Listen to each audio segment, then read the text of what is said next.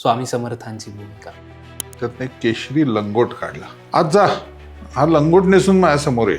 हो पण का नाही, त्याशिवाय मला कसं कळणार तुम्ही स्वामींसारखे दिसतं की नाही. आणि आलो आणि मी भूमिका करायची.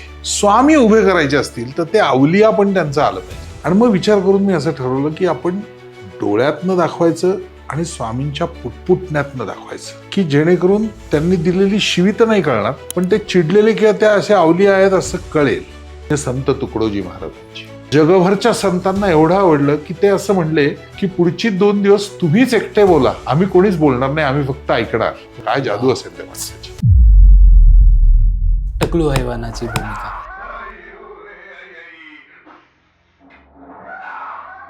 ते सगळं हसणं हा जो फिस होता तो मी नंतर ऍड केला. असं तो स्वतःच करतो की नाही, माझ्या डोक्यातला विचार बदलला बाबा. आता मराठीमध्ये मी जवळजवळ 55 चित्रपट खलनायक केले, पण मी कधीही रिपीट केलं नाही. पण हिरोची स्टाईल फेमस कोणामुळे होणार आहे? विलंब. करेक्ट. शाहू महाराजांनी पन्हाळा ते रायबाग इथपर्यंतच्या 128 तोफा किर्लोस्करांना मोफत दिल्या, ज्या विष्णू बाळाला भासावर होती. त्याची बायको आत्ता गेली, तिने मरेपर्यंत आपल्या नवऱ्याचं प्रेत बघायला मिळालं नाही. तो जिवंत आहे असं समजून ती कुंकुही लावायची, डोरलंही घालायची.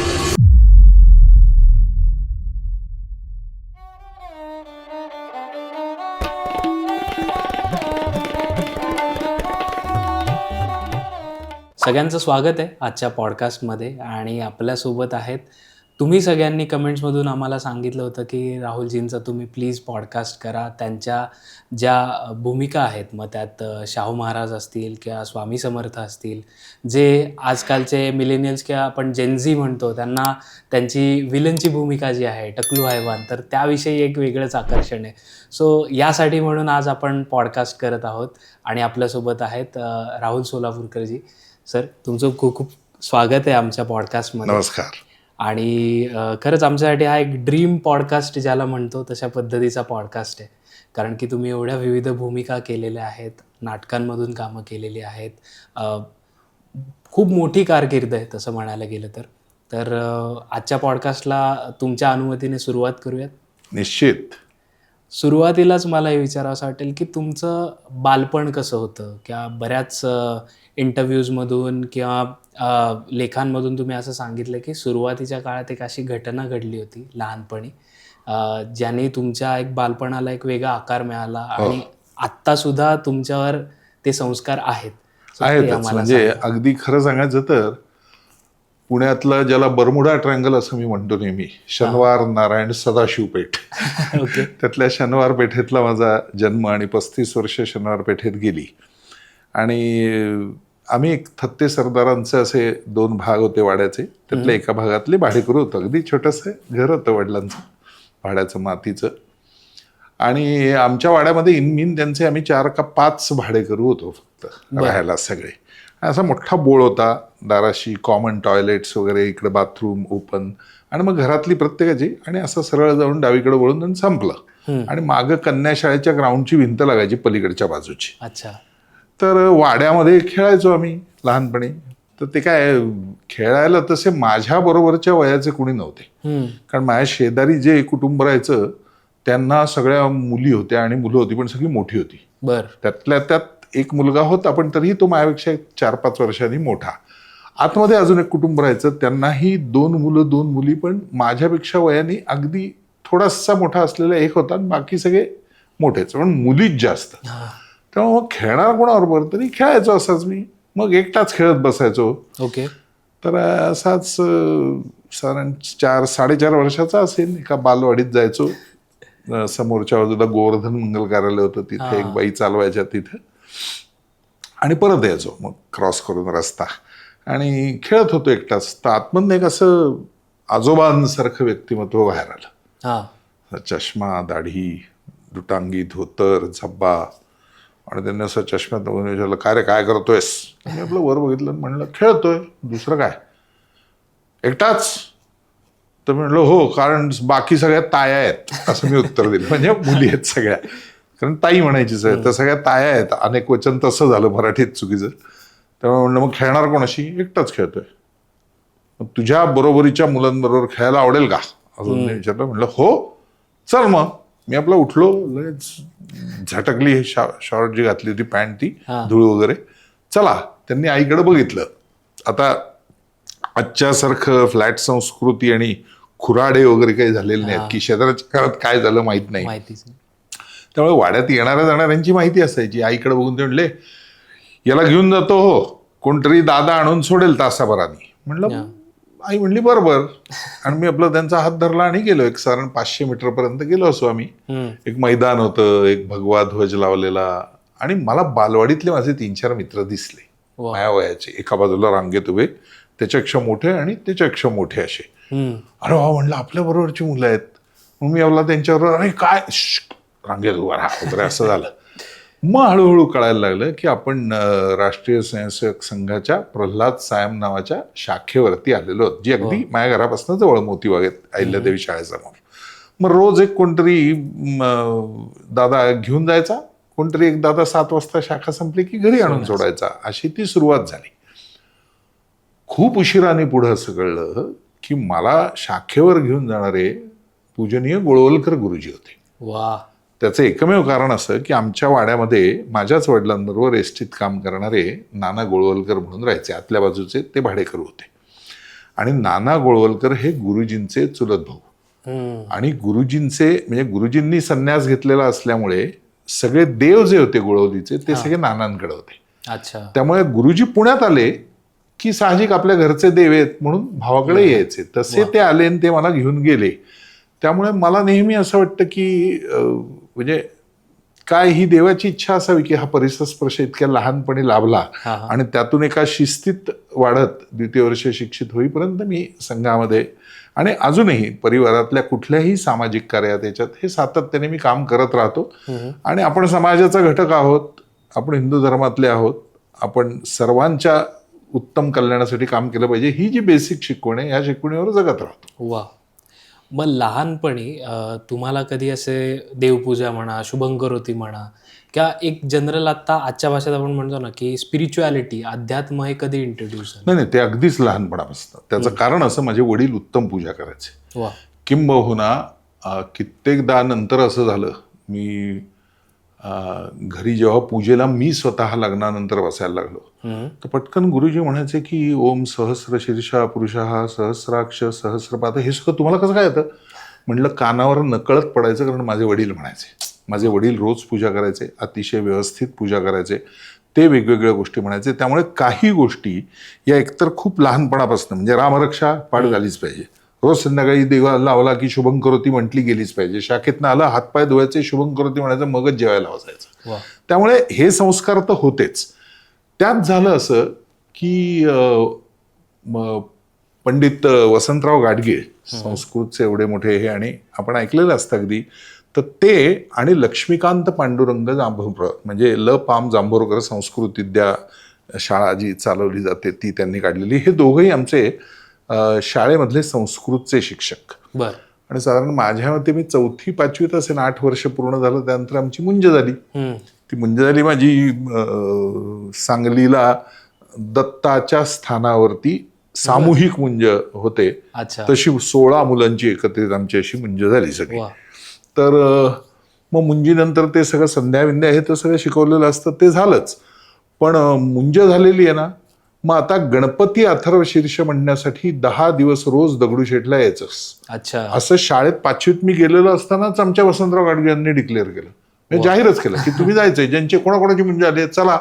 मग रोज सकाळी पहाटे 4ला उठायचं, गणपती बसले की आपल्या पुण्यातले. त्यानंतर सोहळं नेसायचं आंघोळ करून.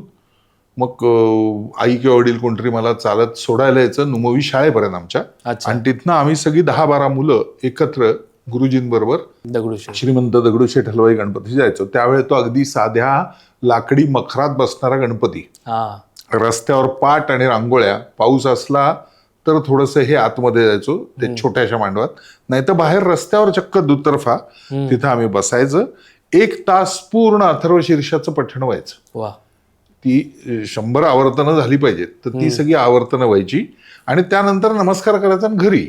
आणि त्याची फलश्रुती ज्याला आपण म्हणतो पूजेच्या भाषेत, तर तशी पूजेची फलश्रुती काय, तर 10व्या दिवशी सकाळी अनंत पूजा वगैरे झाली, अनंत चतुर्दशीची, की आम्हाला प्रत्येकाला सगळं संपलं की वरती नेलं जायचं. अच्छा. गणपतीच्या अगदी मूर्तीच्या पाया पडायला दिलं जायचं. वा. गणपतीच्या मूर्तीचा एक गोल केलेला रबर बँड लावलेला फोटो आणि 2 मोठे काका हलवायचे पेढे. वा. हे आमचं त्यावेळेचं प्रसाद म्हणून. आणि तो घरी घेऊन यायचा आणि सांगायचं की 10 दिवस मी आवर्तन केली ना त्याचा हा प्रसाद. त्यामुळे अगदी लहानपणापासून या सगळ्या लोकांमुळे असेल किंवा आमच्या जांभोरकर सरांची शिस्त होती. संस्कृतचा वर्ग सुद्धा शिकवायला जरी लागले ते, तरी वर्गात आल्या आल्या पहिल्यांदा अथर्वशीर्ष म्हणायचं आणि मगच काय जे संस्कृत असेल रामो रामा रामा हा प्रथमा त्याची सुरुवात होणार.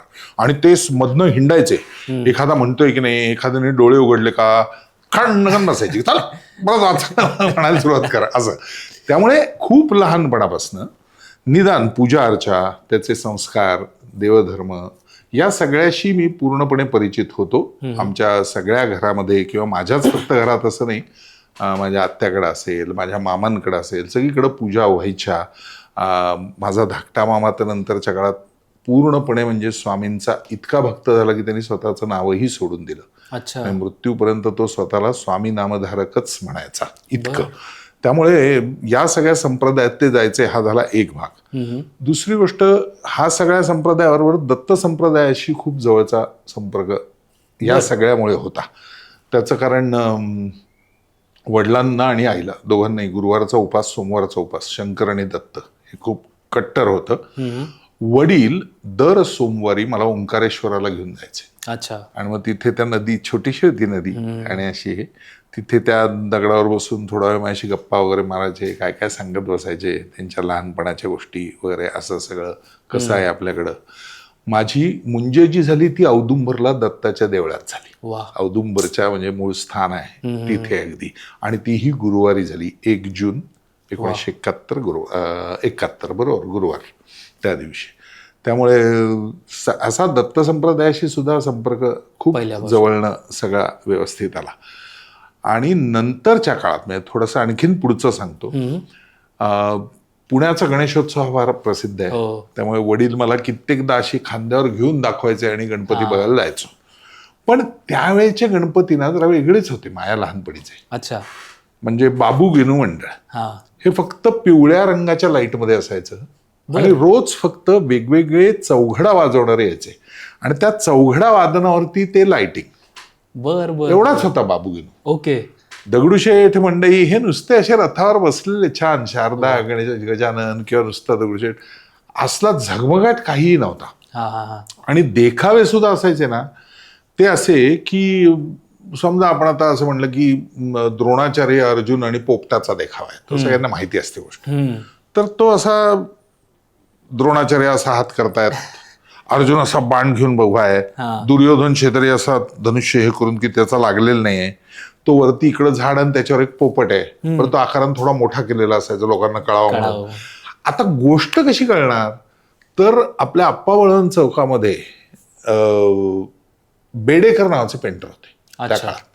त्यांच्या गोल पुठ्ठ्यांवर निळ्या अक्षरामध्ये ती गोष्ट लिहिलेली असायची, ती मंडपाच्या दोन्ही बाजूला लावलेली असायची. आणि प्रत्येक मूर्तीच्या खाली अर्जुन, द्रोणाचार्य, दुर्योधन अशा पाट्या असायच्या. आणि ते आपण असं गोष्ट वाचायची, अरे हा ते द्रोणाचार्य सांगतायत त्याला, अरे हा ते असं असं असं व्हायचं. ओके. तर मला ते अनेक वर्ष त्रासदायक व्हायचं की अरे ही काय राव सारखी गोष्ट आहे का बघा, गोष्ट आहे का बघा. म्हणून मी 1980 साली असा एक प्रयत्न केला की आपण पुण्याचा गणेशोत्सव बदलू शकू का. 11वीत गेलो होतो, नवीन काहीतरी करायची डोक्यात, नाटक बिटक करतच होतो, आंतरशालेय स्पर्धा विरोधात सगळं. म्हणून मी आमच्या घरी त्यावेळेला अशी पियानोची बटणं असणारे कॅसेट रेकॉर्डर यायचे उभे. मी असं दाबलं की ती अशी उघडणार आणि त्यातनं कॅसेट बाहेर काढायची, लावायची आणि प्रत्येक दाबायचं. अच्छा. तर त्याचा मी रविवार पेठेत वगैरे जाऊन आमचे कवठेकर सर आम्हाला शिकवायचे, त्यातनं एक मायक्रोफोन तयार केला, तो आणला, जॅक बिग सकट लावला आणि ते सगळी कॅसेट आणून त्याची ती अशी बटणं पियानो सारखी दाबावी लागायची. त्याचं रेकॉर्डिंग वर आपण एक स्टोरी रेकॉर्ड केली त्या भाषेत. आता काही कळत नव्हतं काय करायचंय, पण आणि मग द्रोणाचार्यांनी सांगितलं, अर्जुना तुझं लक्ष जिथे बाण मारायचं आहे तिथेच केंद्रित झालं पाहिजे वगैरे असं सगळं करून. आणि ती आम्ही लावली. तर एकदम जी गर्दी वाढली त्या मंडळाला की अरे इथं वाचावं नाही लागत, बघता बघता गोष्ट ऐकू येते. आता हे सिनेमात होतच की आपल्याला, करेक्ट. आपण कुठे इकडे तिकडे बघत होतो. तर म्हणलं त्याचा वापर, असं मी त्या गणेशोत्सवाचं स्वरूप बदलायला सुरुवात केली. वा. आणि सुदैवाने त्या निमित्ताने अनेक धार्मिक देखावे चांगले. मग त्याच्या मागची मूळ कथा, हा. मग समजा स्वामी समर्थांचं ते कसे प्रकटले, त्या कुऱ्हाडाची लाकूड तोड्याची कुऱ्हाड पडली आणि रक्त यायला लागलं म्हणून त्यांनी ते वारुळ केलं. ते कसं, अशा अनेक कथा, इतर गोष्टी, मग स्वातंत्र्यवीरांच्या कथा, असं ते गणेशोत्सवाला स्वरूप देत गेलो. आणि त्या निमित्ताने आणखीन धार्मिक गोष्टी नवीन नवीन कळत आल्या. काही लोक शोध घेऊन यायचे की बाबा आम्हाला हा देवीचा करायचा देखावा, आणि तो त्रिपुरासुराला असं मारलं होतं आणि ते इंद्राने असं रूप घेतलं होतं, तर ह्या कथेवरती आम्हाला यावर्षीचा देखावा करायचा आहे ह्याचं. मग ते सगळं लिखाण करण्याच्या निमित्ताने माझा मित्र ऋषिकेश परांजपे अतिशय अप्रतिम लिहायचा. म्हणजे काळकर्ते शिवराम महादेव परांजपेंचा तो पण मंडईमध्ये राहणारा, आणि त्या मुळातच त्याच्याकडं अतिशय अप्रतिम लिखाणाची कला.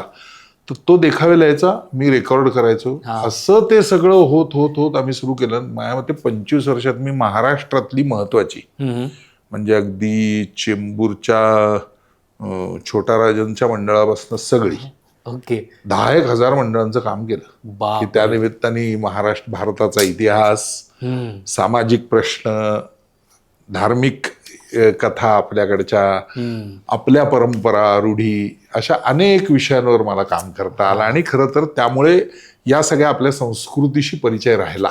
वा.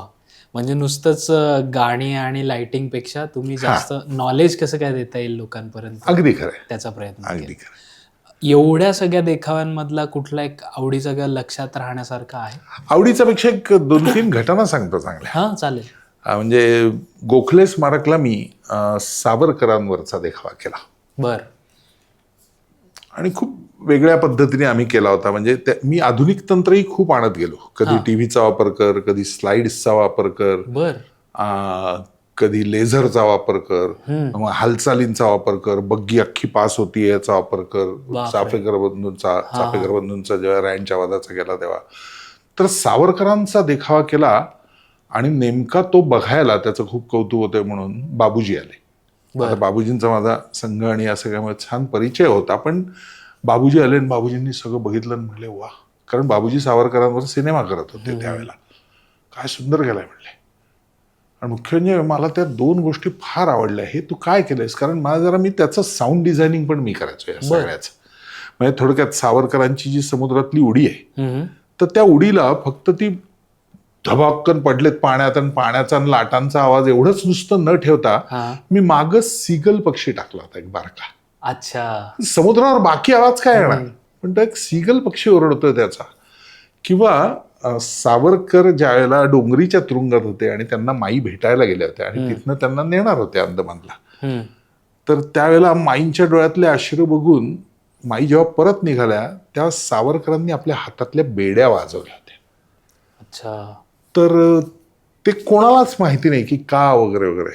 तर त्यांनी एवढंच सांगितलं होतं की ज्या ज्या वेळेला घरामध्ये तू देवीची आरती करशील आपल्या, कारण भगूरची देवी त्यांची प्रसिद्ध, तर त्या प्रत्येक आरतीला जी झांज वाजवतेस ना, तेव्हा हा झांजेचा आवाज आहे तिचाच, आणि तिच्याच कार्यासाठी मी चाललो एवढं लक्षात ठेव. असं त्याच्यात ते सगळं होतं. तर हे जे बेड्यांचा मी तो वापर झांजेच्या बरोबरीने आरतीत केला होता वगैरे, तर हे इतकं बाबूजींना आवडलं. बाबूजी म्हणले अरे काय सुंदर केलेस, हे मी सिनेमात वापरू, असं मला विचारलं. म्हटलं हो बाबूजी, हे काही माझ्या डोक्यातलं काही नाहीये म्हणलं, मी आपलं त्या इतिहासातनंच फक्त शिकून हे वापरलंय, त्यामुळे हा हक्क पूर्ण तुमचा आहे, माझा काय तुमचाच. म्हणलं सावरकरांची भक्ती आणि सावरकरांचा अभ्यास मोठा आहे, असा तो विषय झाला होता. भगतसिंगांवरचा जेव्हा आम्ही देखावा केला त्यावेळेला भगतसिंगांचा मूळ फोटो कुठला असा आम्ही शोध घेतला होता, कारण आम्ही याच्यासाठी रिसर्च करायचो, नुसतं आपलं असं काहीतरी नाही. तर लक्षात असं आलं की जो लोकांकडे असतो अशा तिन्ही त्याच्या मिशा, फिल्टहॅट वगैरे, हा भगतसिंगांनी इंग्रजांना चुकवण्यासाठी केलेल्या वेषांतराचा फोटो आहे. हा भगतसिंगचा मूळ फोटो नाही, ते चित्रच नाही. मग मूळ चित्र कुठे आहे कुठे आहे कुठे आहे असं शोधताना एक आपलं असं युरेका होतं ना, की तुझं आहे तुझं पाशी जागा चुकलाशी, तसं आमचं झालं. माझ्या शाळेत नुमवीमध्ये भगतसिंगांचं मूळ चित्र आम्हाला सापडलं, आणि ते साफा गुंडाळलेला ब्लॅक अँड व्हाईट असा त्याचा तो फोटो, दाढी अर्धवट वाढलेला असा कुरळी, आणि असा तो तसाच राहायचा आयुष्यभर. अच्छा. ते फक्त एकदाच इंग्रजांना चुकवण्यासाठी त्यांनी चित्तरंजन दास किंवा कोणाची तरी बायको आणि मुलगा, तो मुलगा आपल्या कडेवर घेतला, लॉंग कोट घातला, फेल्ट हॅट, आणि त्यांच्या बायकोला आपली बायको दाखवून तो रेल्वेतनं पळून गेला होता ब्रिटिशांना चकवून. बर. तर तो नेमका फोटो असल्यामुळे लोकांना असं वाटतं भगतसिंग असा होता, तर नाही. तसं नाही. मग त्या निमित्ताने तो फोटो लोकांना 10 दिवस वाटायचे, ज्यांना हवंय त्यांना मूळ चित्र हे असं म्हणून द्यायचं. हम्म.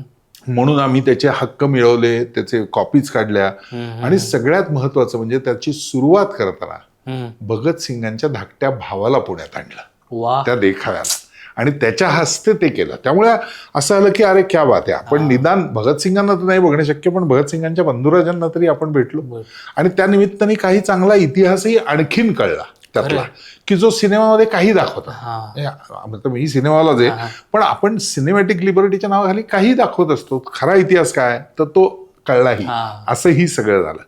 तर ही एक घटना आठवतीये. वंदे मातरम 2000 साली, आता यावर्षी आपल्याकडं 150 वर्ष पूर्ण होत आहेत. पण ज्या वेळेला वंदे मातरमची म्हणजे त्या स्वातंत्र्य चळवळीत येऊन हे पूर्ण झाली होती, त्यावेळेला मी वंदे मातरमचा देखावा केला होता. बर. आणि मी तुझ्या आता या स्टुडिओमध्ये AR रहमानांचा फोटो पाहिला आणि ते आठवलं सगळं, की वंदे मातरम वेगवेगळ्या लोकांनी वेगवेगळ्या चालीत केले. 300हून अधिक चाली आहेत बर. वंदे मातरमच्या, म्हणजे माहित पण नाही आपल्याला कोणी कोणी गायलेले आहेत, किती प्रकारे. तर रामकृष्ण बुवा वझ्यांपासून you name the personality, Paluskar, DV Paluskar वगैरे अनेक अनेक अनेक, रणजित बारोट असेल, हे असेल. तर तो देखावा आम्ही केला, आणि त्याच्या निमित्ताने सगळा स्वातंत्र्य चळवळीत कसं वंदे मातरम वापरलं गेलं त्याचा अख्खा इतिहास सगळा अभ्यास करून मांडला. अच्छा. शुभा मुदगल पुणे फेस्टिवलला गायला आल्या होत्या. बर.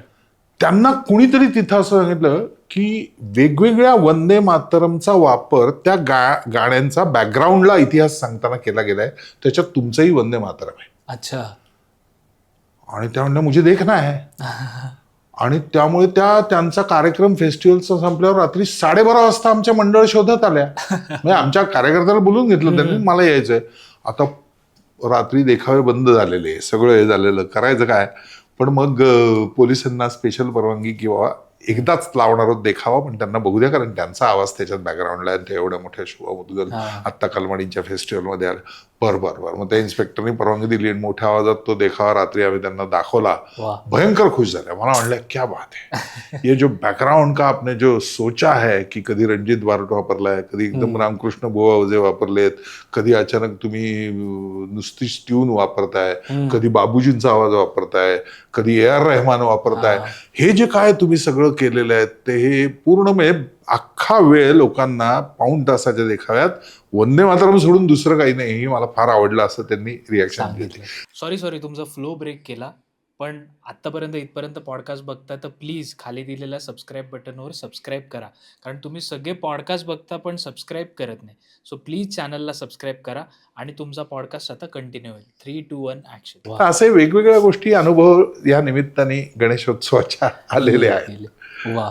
आता तुम्ही एवढं छान गणेशोत्सवाबद्दल सांगितलं, की तुम्ही कशा कशा वेगळ्या कल्पना त्याच्यामध्ये इम्प्लिमेंट केल्या त्या बाबतीत, पण अभिनय असेल किंवा नाटक किंवा सिनेमा असेल, हे तुमचं पक्क कधी झालं की आता आपल्याला या क्षेत्रातच पुढे जायचं आहे? हां, अगदी खरं सांगायचं तर म्हणजे हल्ली अशी एक फॅशन आली आहे की आता झाली 40 वर्ष मला इंडस्ट्रीत, की थोडं एकदा त्या क्षेत्रातलं नाव झालं की म्हणायचं हो मी शाळेत असतानाच ठरवलं होतं की आपण ॲक्टर होणार.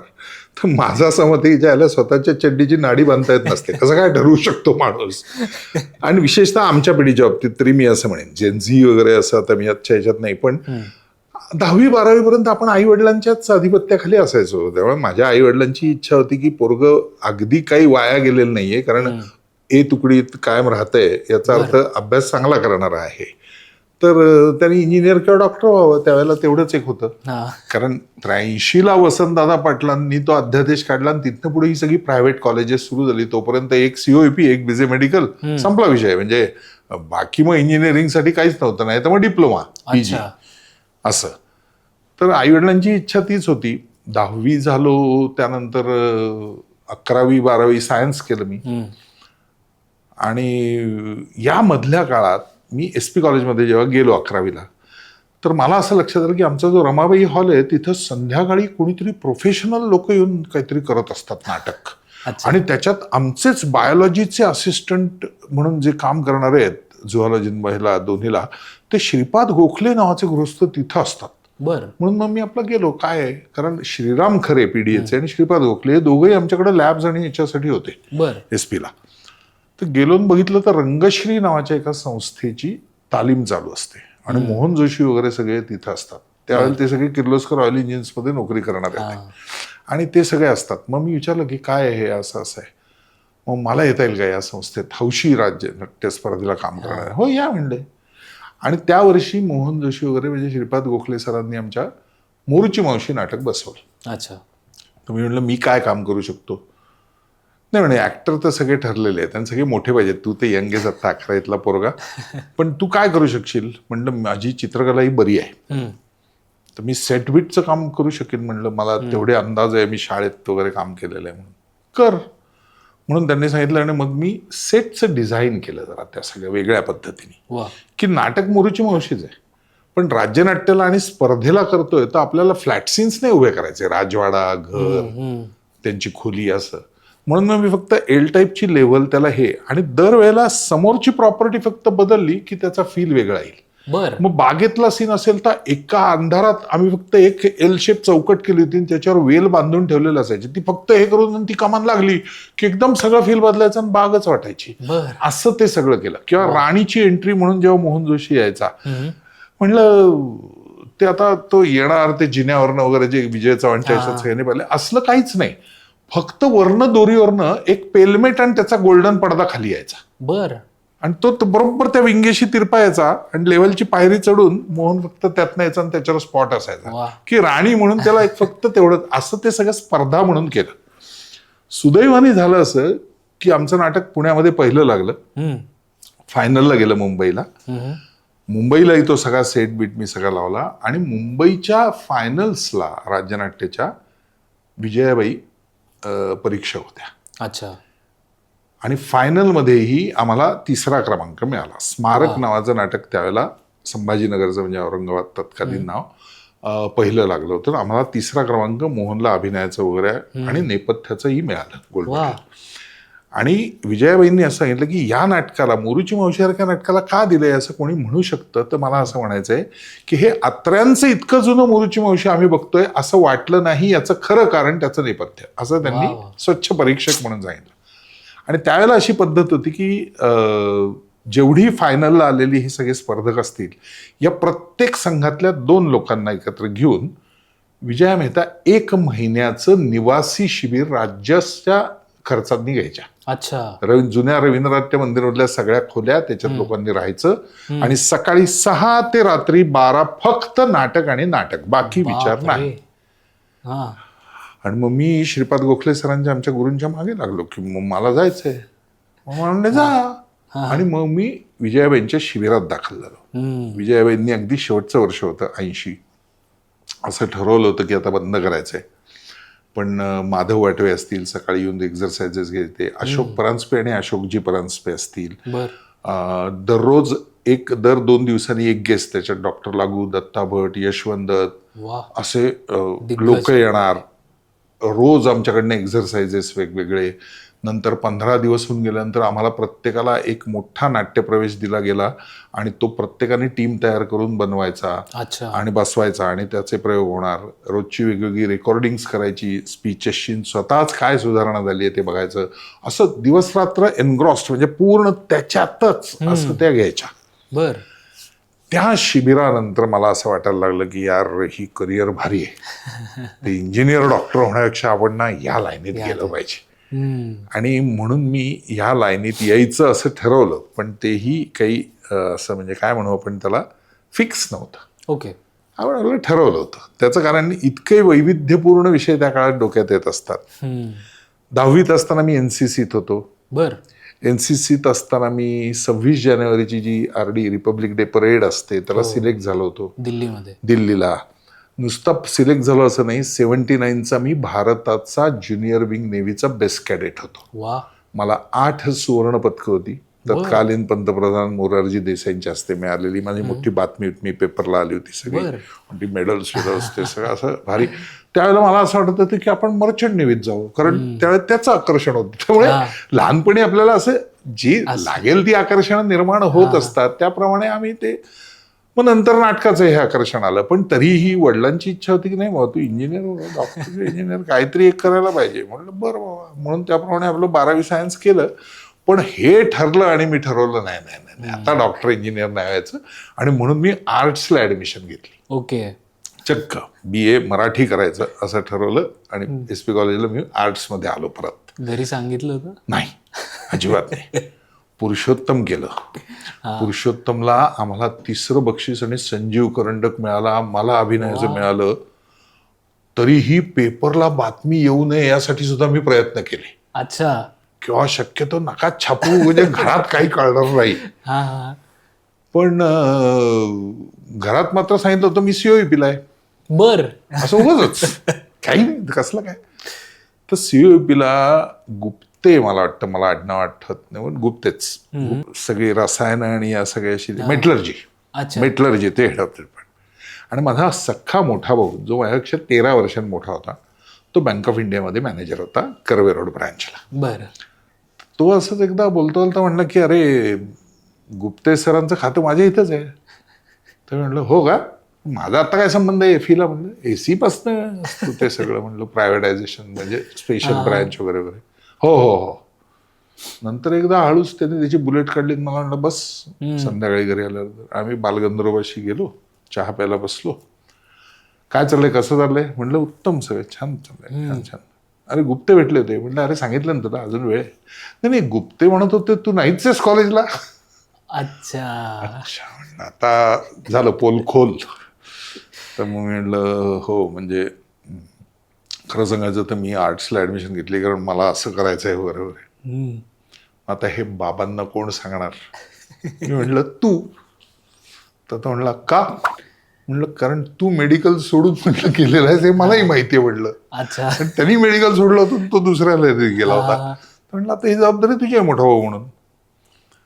ज्या दिवशी वडिलांना कळलं भयंकर संतापले, कारण त्यांना ते अंदाजच नव्हता की हे काय आहे. So you want to join beggars line which cultivate beggars, असं चिडून म्हणले. मी जाम चिडलो होतो. म्हणलं यू मे से इट, म्हणलं I will prove it. This is not a beggars line. उद्यापासून तुझ्या जे काय तालमी बिलमी चालतात ना ते सगळं ठीक आहे.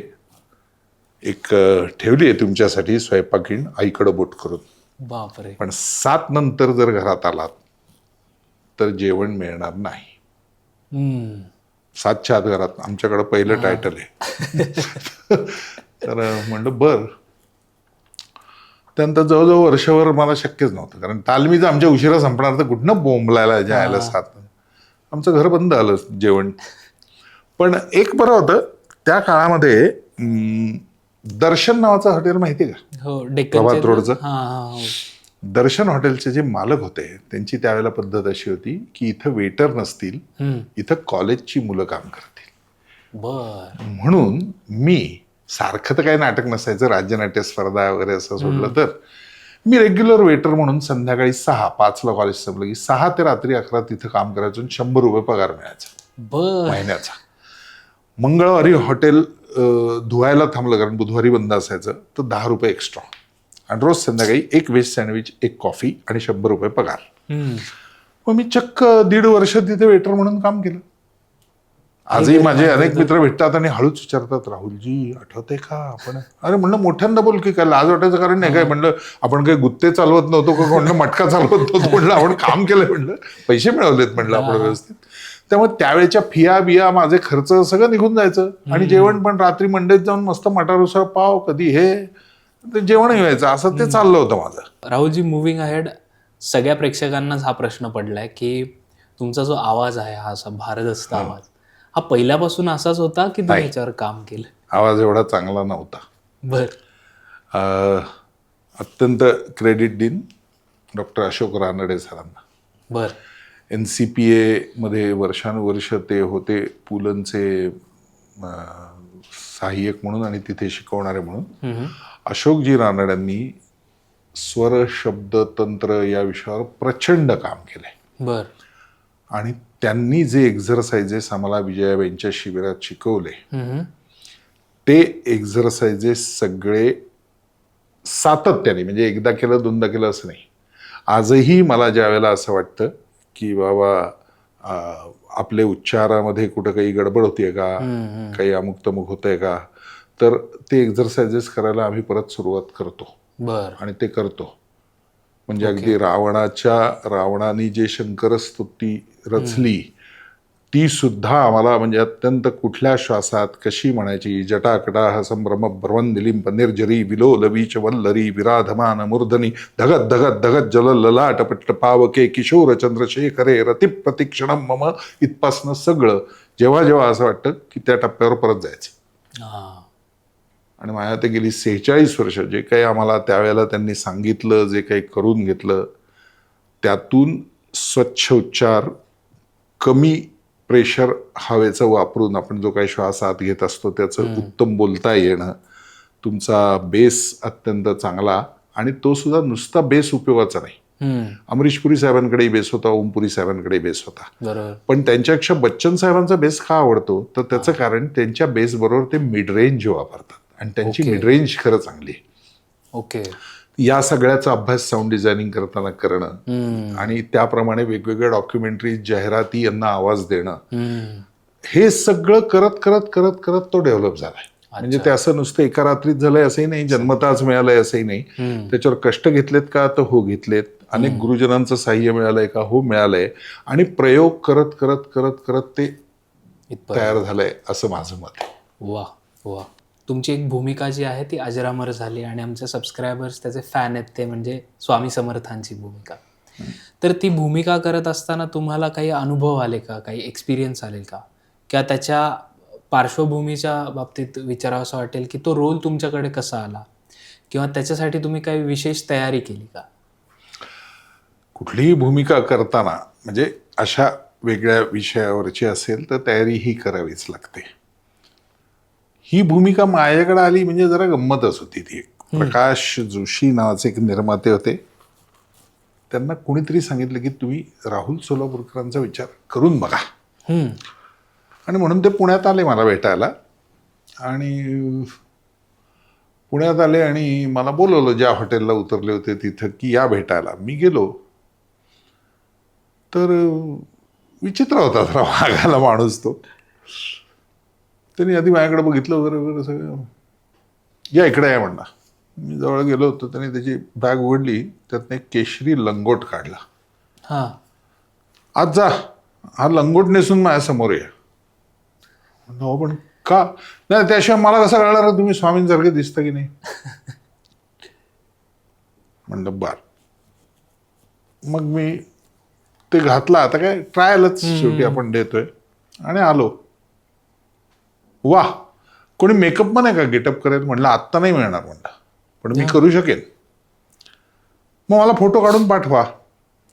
मग मी प्रभाकर भाव्यांना कॉन्टॅक्ट केलं. बर. आमचे पुरुषोत्तम पासनाचे उत्तम मेकअप मॅन. तर ते म्हणले अरे माझं पुरुषोत्तम चालूच आहे आत्ता, तू दुपारी लवकर येतोस का भरतनाट्याला, करू आपण. मग मी भरतनाट्याला गेलो. मग त्यांनी माझे वेगवेगळे दाढीतला वगैरे असे गेटअप्स केले. तिथेच भरतनाट्याला खाली आम्ही त्या मेकअप रूममध्ये खालच्या तळघरातल्या फोटो काढले आणि ते सगळे मी त्यांना पाठवले.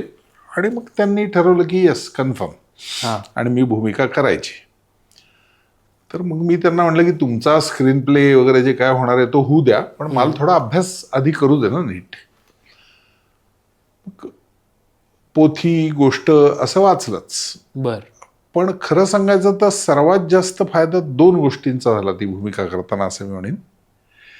एक तर केळकरांनी जी बखर लिहिली आहे, हो हो, तर ती बखर, कारण ती समकालीन असल्यामुळे आणि त्याच्यात अनेक घटना आहेत, हा झाला एक भाग.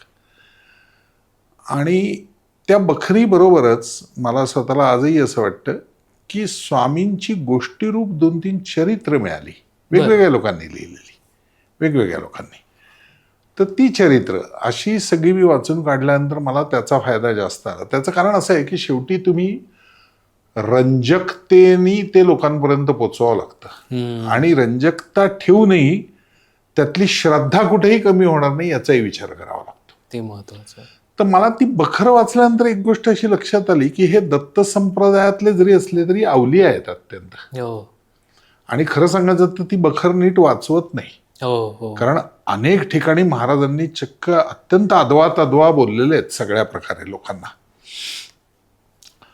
मग मी निर्माते आणि दिग्दर्शक यांच्या पुढे उभं राहून, बाळ निकम डिरेक्टर होते, आम्ही म्हणलं की करायला हरकत नाही म्हणलं, पण तुम्हाला जर अगदी ऑथेंटिकली म्हणजे असे स्वामी पोचवायचे असतील तर ही सगळी भाषा वापरावी लागेल. आणि ही कशी आणणार, सेन्सॉर हे वापरून देणार नाही म्हणलं या सगळ्या शिव्या किंवा हे सगळं अद्वा बोलणं. तर काय करायचं. ते म्हणलं काही सुचत नाही बुवा. म्हणलं बाकी सगळी गोष्ट रंजकतेने तुम्ही दाखवाल. ते काय ती लाकडं, ते साप दिले त्यांनी, त्याचे ते सोन्याचे झाले, ते काट्यावर झोपलेले होते, ते म्हणलं मला त्यात इंटरेस्ट नाही. म्हणलं स्वामी उभे करायचे असतील तर ते अवलिया पण त्यांचं आलं पाहिजे. तर ते काय करायचं म्हणलं आपण जरा विचार करू. त्या ब्रह्मगिरी पर्वतावर आम्ही नाशिक जवळच्या शूटिंग करणार होतो. 2 दिवस मी नाशिकमध्येच होतो आधीपासून आम्ही. बरं. तर मी त्यांना म्हणलं तुम्ही बाकीचं करा शूट, मला 1-2 दिवस ठेवा, तर जरा मला विचार करू दे त्या विषयावर. आणि मग विचार करून मी असं ठरवलं की आपण डोळ्यातनं दाखवायचं आणि स्वामींच्या पुटपुटण्यातनं दाखवायचं, की जेणेकरून त्यांनी दिलेली शिवी तर नाही कळणार, पण ते चिडलेले किंवा त्या अशा अवलिया आहेत असं कळेल. आणि मग मी तशा पद्धतीने संपूर्ण सिनेमाभर. आणि दुसरी गोष्ट माझ्या असं लक्षात आली की आता मी जितका स्वच्छ स्पष्ट बोलतोय ना, अवलिया लोक इतके स्वच्छ स्पष्ट बोलत नाहीत, तुटक बोलतात. एक तर थोडंसं हा झाला एक भाग, कारण त्यांचा एकाच वेळेला ब्रेन दुसऱ्याही विषयात काम करत असतो. हा झाला एक भाग. करेक्ट. नंबर 2, त्यांचा टोन हस्की किंवा असा काहीतरी वेगळा एकदम पातळ असा तरी असू शकतो. तर कुठला टोन ठेवावा असाही विचार मी करत होतो. आणि मी म्हणलं माझा जो टोन आहे हा तर काही स्वामींसाठी योग्य नाही, हा अत्यंत डिसेंट एखाद्या याचा ठीक आहे. मग आपण ज्याला असं पिच कंट्रोल म्हणतो तसं करून मला स्वतःला या विषयात म्हणलं की हाही टोन हा थोडा आंबेडकर किंवा अशा टाईपच्या लोकांसाठी जास्त चांगला आहे, किंवा गांधी. काय करावं अशा याच्यात होतो. आणि मग मला त्यातनं तो हस्की टोन मी निवडला. नको रे, नको करूस. तो जो सगळा असा त्यांचा संताप, ते राग, ते सगळं ह्या टोन मध्ये येईल असं माझ्या लक्षात. आणि मग मी अख्खा सिनेमावर हा टोन मध्ये अख्खा तो स्वामी गेला. आणि म्हणून मग लोक म्हणतात की आम्हाला ते तुमचा स्वामी फार, खरं सांगायचं तर स्वामींची कृपा भूमिका करायला मिळाली. आपण त्याला ऐकीचे नसतो आणि 0.5% पण आपल्याला ते काही, पण दत्त संप्रदायातल्या अशा अवलिया माणसाची एक भूमिका करायला मिळणं खूप कष्ट असतात लोकांना वाटतं. पण कारण 2 न्हावी होते संपूर्ण शूटिंगवर. एवढासा सुद्धा केस चालायचा नाही अंगावर, त्यामुळे रोज सकाळी वरपासून खालपर्यंत आधी भादरावं लागायचं मला. वर ते सगळं जळजळ, त्याच्यानंतर मेकअप, बरं त्यात त्या अंगावर सुरकू. त्या आता जवळजवळ 25-20 वर्ष आधी केलेला आहे मी सिनेमा त्यावेळेला, त्यामुळे आतापेक्षाही मी तरुण होतो 20 वर्ष, अजून 40 इथला. तर लॅटेक्स ओतलं जायचं सगळं, भाजायचं अंगावर, मग त्याच्यावरती सुरकुत्या तयार व्हायच्या. मग विचित्र वाटेल लोकांना, पण अंड जे असतं आपलं, अंड्यातला जो पांढरा बलक असतो तो जर असा इथं पातळ मेकअपवर लावला ना तर त्याच्या अशा सुरकुत्या तयार होतात सगळ्या, वाळलं की ते. तर ते सगळं असं लावायचं आणि फक्त लंगोटावर असं बाहेर उभं राहून काम करायचं, कुठल्याही गावात कुठेही शूटिंग असेल तर. त्यामुळे लोकांना वाटतं की बाबा काय भारी आहे, भारी नाही, ते जावे त्याच्या वंशा असं असतं, असं माझं मत आहे की ते त्या माणसालाच भोगावं लागतं. आणि आमचे डिरेक्टर तर इतके विद्वान, काय बोलायचं त्यांच्या बाबतीत. म्हणजे निदान विषय तरी नीट प्रॉपर पद्धतीने मांडताना काही विचार करावा. कोल्हापूरच्या अंबाबाईच्या देवळात एक दिवस त्यांनी भर शुक्रवारी माझं शूटिंग ठेवलं. अरे म्हटलं शुक्रवार देवीचा वार, सगळ्यात जास्त महिलांची गर्दी, आणि तू लंगोटावर मला हिंडवतोय आपल्या देवळाभर. म्हणलं एका बाजूला शूटिंग लावलंय तिकडं. तर म्हणलं काय बावटपणा, पण काय बोलायचं. पण एकच झालं की एक वेगळा, जसं शाहू वेगळा करता आला तसं बाकी आमचे चालूच असतात. थरथराटचा उल्लेख केलाच तसे सिनेमे. पण असे रोल क्वचित करायला मिळतात आणि त्या निमित्ताने शिकायला मिळतं. आता तर काय त्याच्यावर इतक्या लोकांनी काम केलंय, इतक्या सिरियल्स चालू आहेत. मग जे पोथीत नाहीत असे पण आपल्याला चमत्कार दाखवायचे म्हटल्यावर काय स्टोऱ्याच उभ्या करता येतात पाहिजे तेवढ्या, तशा त्या गोष्टी रूप स्टोऱ्याही वाढत चाललेल्या आहेत. पण माझ्या मते स्वामी सुतांनी जे काही त्यावेळेला लिहून ठेवलं, जे काही सगळं, तर त्याचा वापर करता आला झाला एक भाग. आणि गाणी खूप छान झाली त्या सिनेमातली, त्यामुळे ते खूप छान झालं. म्हणजे सुरेश वाडकरांच्या आवाजात जी भैरवी आहे शेवटची, जी आमच्या सिनेमाचं टायटलच आहे की मी कृपा दृष्टीने सर्वांना पाहे, भिऊ नको मी तुझ्या पाठीशी आहे, ते इतकं सुंदर झालंय भैरवीतलं गाणं की कमाल. म्हणजे तर त्यामुळे त्या सगळ्याचा म्हणजे आजही लोक असं म्हणतात की तुम्ही स्वामीच वाटता आहोत. तर म्हणणं वाटणं इज अ डिफरंट थिंग, असणं is a different thing. Swami Swami होते, आम्ही अभिनय म्हणून फक्त आम्हाला करता आलं, त्या 3 तासात तुमच्यासमोर आम्ही येतोय, हेच आमच्यासाठी महत्वाचं, बाकी काही नाही. वा, असे काय अनुभव आले का प्रेक्षकांचे की जे तुम्हाला सांगावेसे वाटतील स्वामींच्या? प्रेक्षकांचे अनुभव तर काय अजूनही येतात, कारण तो सिनेमा सारखाच चालू असतो कुठं ना कुठं तरी. त्यामुळे मला अक्कलकोटपासून कुठेही दर्शनाला जाणं जरा अवघड होतं. लोक पाया पडायला लागतात लगेच. पण माझं स्वतःचं असं मत असतं की हे करू नका बाबा, आम्ही काम केलं, स्वामी स्वामी होते, तुम्ही स्वामींच्या रूपात मला जरी पाहत असाल तरी तुम्ही त्यासाठी मुद्दाम पाया पडावत असे माझी इच्छा नाही, आणि किंबहुना नकोच, कारण ती आपली लायकी नाही, हे नाही. पण एक इंटरेस्टिंग प्रसंग शूटिंगच्या वेळेचा सांगतो. बर. स्वामींच्या महानिर्वाणाचा प्रसंग आहे.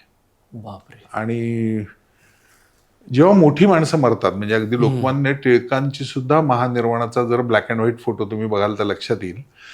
आपण एखाद्या माणसाला तिरडीवर आडवं ठेवतो ना, तसं यांना ठेवत नाहीत. अच्छा.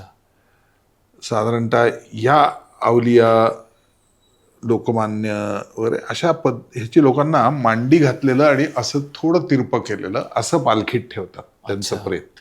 अच्छा. आणि तसं ते नेलं जातं. तर असं पालखीत त्यांना ठेवलंय. पुढे तो हत्ती आहे भोसल्यांचा, आणि ती सगळी अंत्ययात्रा अक्कलकोटमधली, त्याचं शूटिंग. तर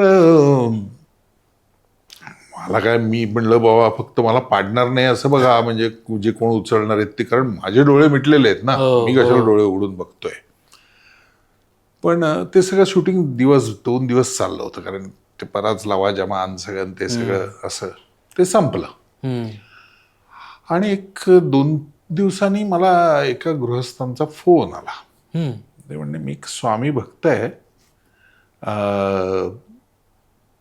तुम्हाला एक प्रश्न विचारायचा आहे. म्हणलं विचारा. नाही म्हणे, मी तिथे तुमच्या शूटिंगला थोडा वेळ येऊन गेलो, पण मला समहाऊ ती भेट झाली नाही एका व्यक्तीची, तुमची झाली का हो? तर म्हणलं कोण व्यक्ती, ते तर आधी सांगा.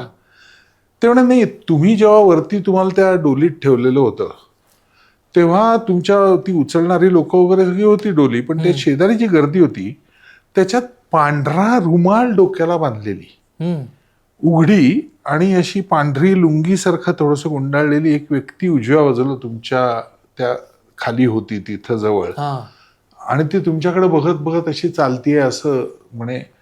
तर ते तुम्ही पाहिलं का? म्हणलं खरं सांगू का, मी कशाला बघतोय, उचलून शूटिंग सुरू झालं की मी डोळे मिटून घ्यायचो. बरोबर म्हणलं, आणि इतकी गर्दी होती म्हणलं, साधारण एक 500-100चा मॉब म्हणलं त्यासाठी आणलेला होता सगळा ते शूटिंगला, तर मला काही लक्षात नाही. नाही म्हणे, मी खरं सांगू का तुम्हाला, तुमच्या लक्षात नसेल आलं म्हणे, स्वामींच्या परंपरेतले एक गादी सोडून पुढचे कृष्ण सरस्वती ज्यांचा गंगा वेसलाय, बर, ते कृष्ण सरस्वती स्वतः आले होते. बापरे. तर मी म्हणलं म्हणजे? नाही म्हणे, मला त्यांनी येऊन सांगितलं की मी तिथं जातोय कारण मला स्वामी पुन्हा जिवंत अवस्थेत बघायला मिळणार आहेत शेवटचे, आणि म्हणून मी त्या प्रसंगात जाणार आहे, तर तुला यायचं तर ये म्हणून मी आलो, पण मला दिसले नाही, तुम्हाला दिसले का? म्हणलं माझं तर काय, म्हणलं भाग्य नाही म्हणलं की मला बघता येईल, पण आले असतील तर. म्हणलं मग मी ठरवून गंगावेसला कृष्ण सरस्वतींचा आश्रम आहे, तर तिथे गेलो. म्हणलं नाही नाही आपण जाऊया, आणि आय वॉज थ्रिल्ड. ओके. असे त्यांचा तो फोटो आहे, पूर्ण टक्कल असं थोडं वेगळं नाखेळ असे बसलेले, असा फोटो आहे त्यांचा. बर. रुमाल बांधलेला तसा माणूस माझ्या शेजारी होता, हे आठवलं मला. बापरे. पण मला माहीतच नाही ना की ते कृष्ण सरस्वती आत्ताच्या काळात परत येतील, हे कसं काय कळायचं मला माहित नाही. मी ते आश्रमात जाऊन जेव्हा फोटो पाहिला गंगावेशच्या, म्हटलं हे असेच ग्रस्त होते राव दिसणारे. पण मॉप पैकी कोणतरी असेल असं समजून आपण कशाला हे करतोय ना, बरोबर. की त्या जेव्हा 2 दिवसांनी त्या माणसाचा फोन आला तेव्हा ते कळलं. अनुभूती होती. वा वा. पण अशी नकळत येणं हेच जास्त चांगलं. कदाचित मला कळलं असतं आणि हे झालं असतं तर काहीतरी वेगळंच हे झालं असतं असं मला वाटतं. बरोबर. आता स्वामींचा उल्लेख निघालाच आहे, तर तुम्ही एका इंटरव्ह्यूमध्ये सांगितलं होतं की आमच्या पॉडकास्टवर पण ते आलेत, सिद्धहस्त चित्रकार शेखर साने जे आहेत, हो, चंद्रशेखर साने. तर त्यांच्या स्वामींच्या याच्यासाठी तुम्ही त्याचं कसं झालं की शेखरचा माझ्या बायकोशी आधी खरं जास्त संबंध होता विद्यासागरी बँकेच्या अकाउंटमुळे वगैरे. नंतर शेखर बिचारा बराच काळ मध्ये आजारी होता, पण त्याने नंतर पूर्ण वेळ फक्त स्वामींचं करायचं ठरवलं. त्याच वेळेला माझ्या या सिनेमाचं सगळं चालू होतं. तेव्हा तो म्हटला की एकदा यार तू असं बसलास तर मला ते बघायला सगळं असं. आणि म्हणून मग मी त्याच्याकडे जाऊन चक्क त्या पद्धतीने असं ते बसून सगळं, आणि त्याने आणि तेव्हा तो म्हणतो की ज्याला माझा मॉडेलच आहेस तू असं शेखर त्यावेळेला म्हणला. पण मी म्हणलं नाही रे, तुझ्या डोक्यात इतके स्वामींचे विषय आणि विचार असतात, तू करतोस.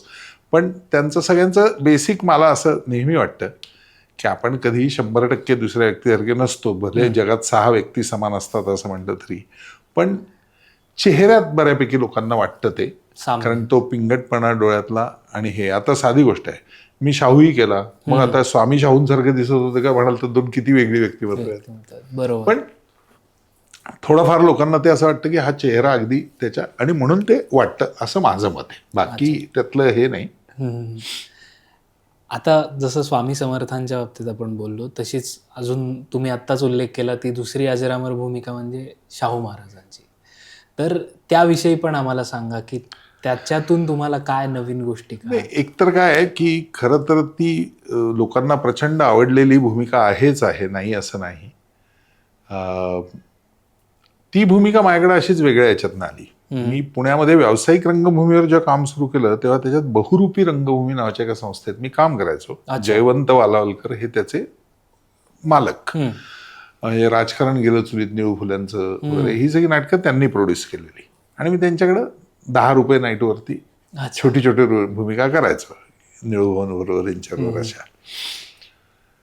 ते मूळचे आजऱ्याचे, कोल्हापूर जवळच्या. ओके. आणि त्यांच्या डोक्यात एक पुढारीमध्ये आर्टिकल येत होती शाहू महाराजांवर. ती वाचून असं आलं की बाबा आपण शाहू महाराजांवर काहीतरी करायला पाहिजे, म्हणून ते कोल्हापूरला गेले. भिक्षेट पाटील म्हणून त्यावेळेचे महापौर होते, त्यांना भेटले आणि म्हणले अहो एवढा मोठा राजा होऊन गेला तुमच्याकडं, सोशल रिफॉर्मर ऑफ इंडिया ज्याला म्हणतात, one of the pillars of social reformers, 3 pillars असं जे म्हणतात, फुले शाहू आंबेडकर, तर त्यातला सेंटर पिलर, आणि तुम्ही त्याच्यावर काहीच केलेलं नाही, ते एखादी सिरियल किंवा काहीतरी करा की. आणि त्यातून ते एक प्रतिष्ठान उभं राहिलं तिथे. आणि मग वालावलकर म्हणले की आपण आता माणूस शोधूया जरा एकीकडे, हे सगळं चालू आहे काम तर. आणि म्हणून त्यांनी शोध घ्यायला सुरुवात केली. त्याच्यात त्यांनी पुण्यात एका स्टुडिओमध्ये, त्यांच्या जावयाचा स्टुडिओ होता, लोकांच्या टेस्ट घ्यायला सुरुवात केली. ओके. तर त्यात ते माया मागा लागले, तूही जा की. तर मी अगदी बारीक होतो त्याला. मी म्हणलं मी कुठे शाहू महाराजांसारखा दिसतो, काहीतरी तू टेस्ट तर दे म्हणले राहुल. म्हणून मी आपली एक टेस्ट दिली, विषय संपवून गेला आणि काही विषय नव्हताच. नंतर अचानक मला कोल्हापूरून हे आला की आम्ही बरेच म्हणजे 400-450 लोकांच्या टेस्ट घेतल्या वेगवेगळ्या, मुंबई पुणे. कारण महाराष्ट्र टाइम्स का अशा कुठल्या तरी मुंबईतल्या लोकसत्ता कुठल्या तरी वर्तमानपत्रात मी एक जाहिरातही पाहिली होती, शाहू महाराजांचा कतई रंगाचा तो फेटा आणि तो खाकी कोट वगैरे असा जो नेहमी फोटो असतो, असा फोटो टाकला होता. आणि कुस्तीची आवड आहे, अभिनयाची आवड आहे, आणि आपण या फोटोच्या जवळ जाण्यासारखे दिसू शकू असं ज्यांना वाटतं त्यांनी खाली संपर्क करावा असे. याचा अर्थ मी म्हटलं म्हणजे आपले टेस्ट बोंबलले आहेत असं म्हणून मी काही लक्ष द्यायचं कारण नव्हतं. आणि अचानक कोल्हापूरून फोन असा आला की आम्ही 400-450 लोकांच्या टेस्ट घेतल्या आणि त्यातनं आम्ही 70 लोक शॉर्टलिस्ट केलीत. तर त्यांनी कोल्हापुरात यावं, आम्ही कोल्हापुरात प्रत्येकाला गेटअप करून त्याची टेस्ट घेणार आहोत स्क्रीनला, आणि मग ठरवणार आहोत नंबर देऊन. तर तुम्हाला पुढच्या 10 दिवसात ह्या डेट्स आहेत, कधी सोयीचं असेल तेव्हा शाहू स्मारकला या कोल्हापुरात दसरा चौकात. मग ठरलं, मी ड्रायव्हरला घेतलं, गाडी घेतली, कोल्हापूरला गेलो. त्याप्रमाणे मला अजूनही आठवतं, ही 94-95ची गोष्ट आहे. शाहू महाराजांचे तर कपडे आता काय, जे काय थोडेफार अंगरखे राजवाड्यात आहेत तेवढेच, पण काही उपलब्ध नाहीत. पण शाहू महाराजांना मानणारी जी माणसं होती, त्याच्यात एक मूकपटांपासून काम करणारे एक दिग्दर्शक होते कोल्हापुरातलेच. बर. आणि ते भयंकर शाहू महाराजांना मानायचे, त्यांच्यासारखेच धिप्पाड होते. अच्छा. तर त्यांचे कपडे आणले होते, तेही गेले होते, पण त्यांचे कपडे मुलांकडे होते, तेही आणले होते. आणि ते प्रत्येकाला घालायला देत होते वेगवेगळे, आणि त्यातनं सीन्स देत होते. तर मला शिकारीचा सीन मला अजूनही आठवते, शेतकऱ्याबरोबरचा जो आहे, महाराज बोलतात तो दिला होता. त्यासाठी त्या ब्रिचेस सारख्या त्या पॅन्ट्स, म्हणजे इथं फुगा असतो, खाली टाईट असतात, अशा ब्रिटिश पद्धतीच्या, आतमध्ये शर्ट वगैरे ते असे बक्कल असलेले, आणि त्याच्यावरती मोठा कोट तो, आणि ती फेल्ट हॅट वगैरे असं सगळं ते ब्रिटिश पद्धतीचं, आणि बंदूक. तर मला अजूनही आठवतंय, मी इतका बारीक होतो की त्यांची ती जी कंबर होती ती मला बसणंच शक्य नव्हतं. त्यामुळे 9 साड्या 2 आधी गुंडाळल्या आडव्या, मग ती अशी बसली त्याच्यावर, नाहीतर ती पडलीच असती खाली, कुठे काय.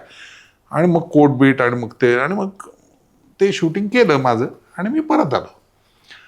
आणि एक साधारण महिन्याभरानी मला पत्र आलं त्यांचं की तुमची निवड केली आहे आम्ही सगळ्या याच्यातनं, तर आता बाकीच्या अभ्यासासाठी आणि कोण सगळी बोलणी, कॉन्ट्रॅक्ट वगैरे सगळ्यासाठी तुम्ही कोल्हापूरला कधी येऊ शकताय कळवा. मग मी कोल्हापूरला गेलो. ते बाकी सगळी बोलणी झाली. मी त्यांना सांगितलं की मला एक 6 महिने द्या तुम्ही, मग आपण शूटिंग सुरू करू. ते म्हणले 6 महिने तर काही देऊ शकत नाही, 3 महिने, कारण आमचं एप्रिलला शूटिंग सुरू करायचं हे फिक्स आहे. अच्छा. तर म्हणलं ठीक आहे ना, म्हणलं ऑक्टोबर संपत आला आहे, नोव्हेंबर, डिसेंबर, जानेवारी, फेब्रुवारी, मार्च मिळत आहेत म्हणलं. तर म्हणे नाही, म्हणे आपलं कसंही सुरू होऊ शकतं मार्चला सुद्धा, फेब्रुवारी किंवा मार्च. म्हणलं ठीक आहे ना, मला 3 महिने तुम्ही द्या. ते शेवटी 5 महिने मिळाले मला. म्हणलं मला अभ्यास करायला पाहिजे. मग करवीर प्रॉव्हिन्स असं ज्याला म्हणायचं जायचं ते सगळं मी तिथपासून ते महाराजांविषयीचे सगळे छत्रपती पेपर्स संघवे सरांनी लिहिलेले, इथपासून महाराजांची वेगवेगळी चरित्र, जयसिंगराव पवारांचा सगळा अभ्यास, त्यानंतर वेगवेगळ्या पद्धतीची त्यांच्यावरची पुस्तकं, ते लंडन म्युझियमपर्यंतचे त्यांचे पेपर्स, या सगळ्यावरती मी 300-350 पुस्तकं आणि पेपर्स वाचून अभ्यास केला. बापरे. आणि हा अभ्यास करत असताना सायमल्टेनियसली पहिल्याच दिवशी घडलेला एक प्रसंग म्हणून सांगतो की संध्याकाळी आम्ही गप्पा मारत जेवायला वगैरे सगळे एकत्र जमलो होतो. एक बाई बसल्या होत्या, त्यांची माझी ओळख करून दिली, नमस्कार. मग खाली वाकून अगदी नमस्कार केला. फार मोठी बाई इंडस्ट्रीतली. आणि त्यांनी हळूच बाजूला घेऊन मला विचारलं, पुण्या बावळटान तुला निवडलं रे? म्हणलं काय झालं? केवढासा आहेस तू? म्हणलं म्हणजे किती बारीक आहेस? म्हणलं आहे आता बारीक, त्याला काय करू? केवढे होते शाहू महाराज? म्हणलं बरोबर, पण ते सगळ्या स्टेजेस दाखवायच्यात, पण कशा दाखवणार? बरं मी तुला काही असं पॅडिंग बिडिंग शिवलं ना थर्मल बिर्मल टाईपचं, तर ते असं शेतातल्या काठीला बुजगावणं लटकवतात तसं वाटेल. म्हणले तू वजन वाढव बाबा. बरं वजन वाढवतो. मग वजन वाढवायचं म्हणजे लोक हल्ली ते करतात ना, वेट गेन, वेट लॉस वगैरे, त्या काळातलं ते, तर त्या काळातलं तसं वेट गेन प्रोग्राम या नावाखाली मी बऱ्याच गोष्टी केल्या. आणि जवळजवळ 6 महिने मी जो अभ्यास केला, हा अभ्यास करत असतानाच मी 40 किलो वजन वाढवलं. 40. बापरे. आणि हे वजन वाढवूनही याच्यावर 3 वेगवेगळ्या स्टेजेसची 3 पॅडिंग लावावी लागायची, तेव्हा मी कुठेतरी शाहू महाराजांच्या जवळ फिजिकली जायचो, मेंटली नाही.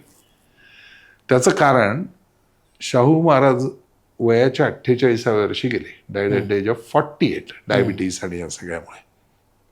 ते जेव्हा गेले तेव्हा त्यांची उंची होती 6.5 फुटाला थोडीशी कमी, म्हणजे माझ्यापेक्षाही उंच थोडे. मी 6.25 फूट आहे. 6'5" आणि समथिंग बर एवढे ते होते. मी 6'3" आहे, म्हणजे माझ्यापेक्षा 2 इंचाने उंच. हा.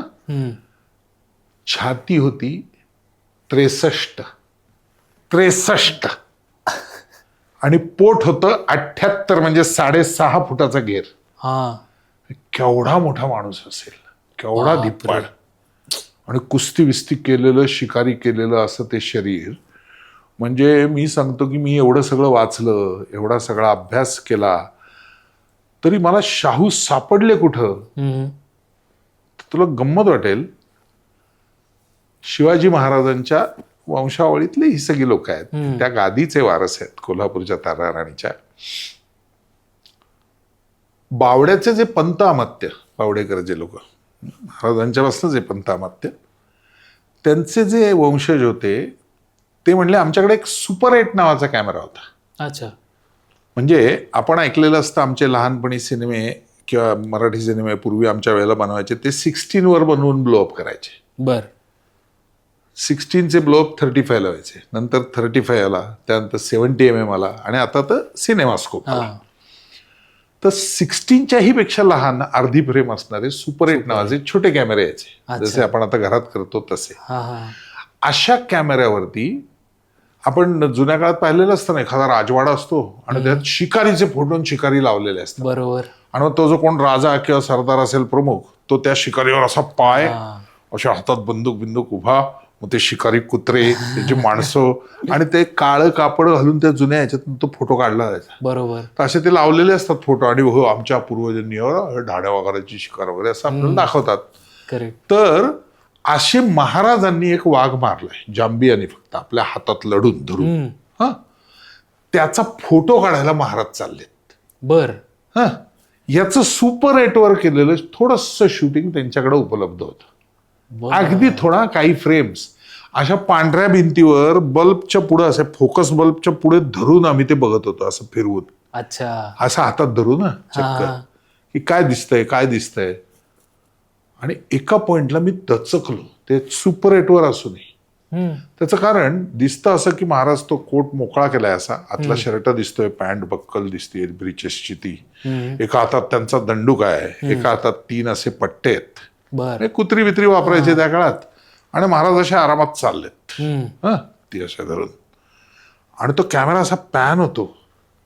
आणि दचकण्याचं कारण असं की ज्याला आम्ही कुत्री समजत होतो, एका हातात 3 बिबटे पकडलेत महाराजांनी, कुत्र्यासारखे असे घट्ट पकडलेत.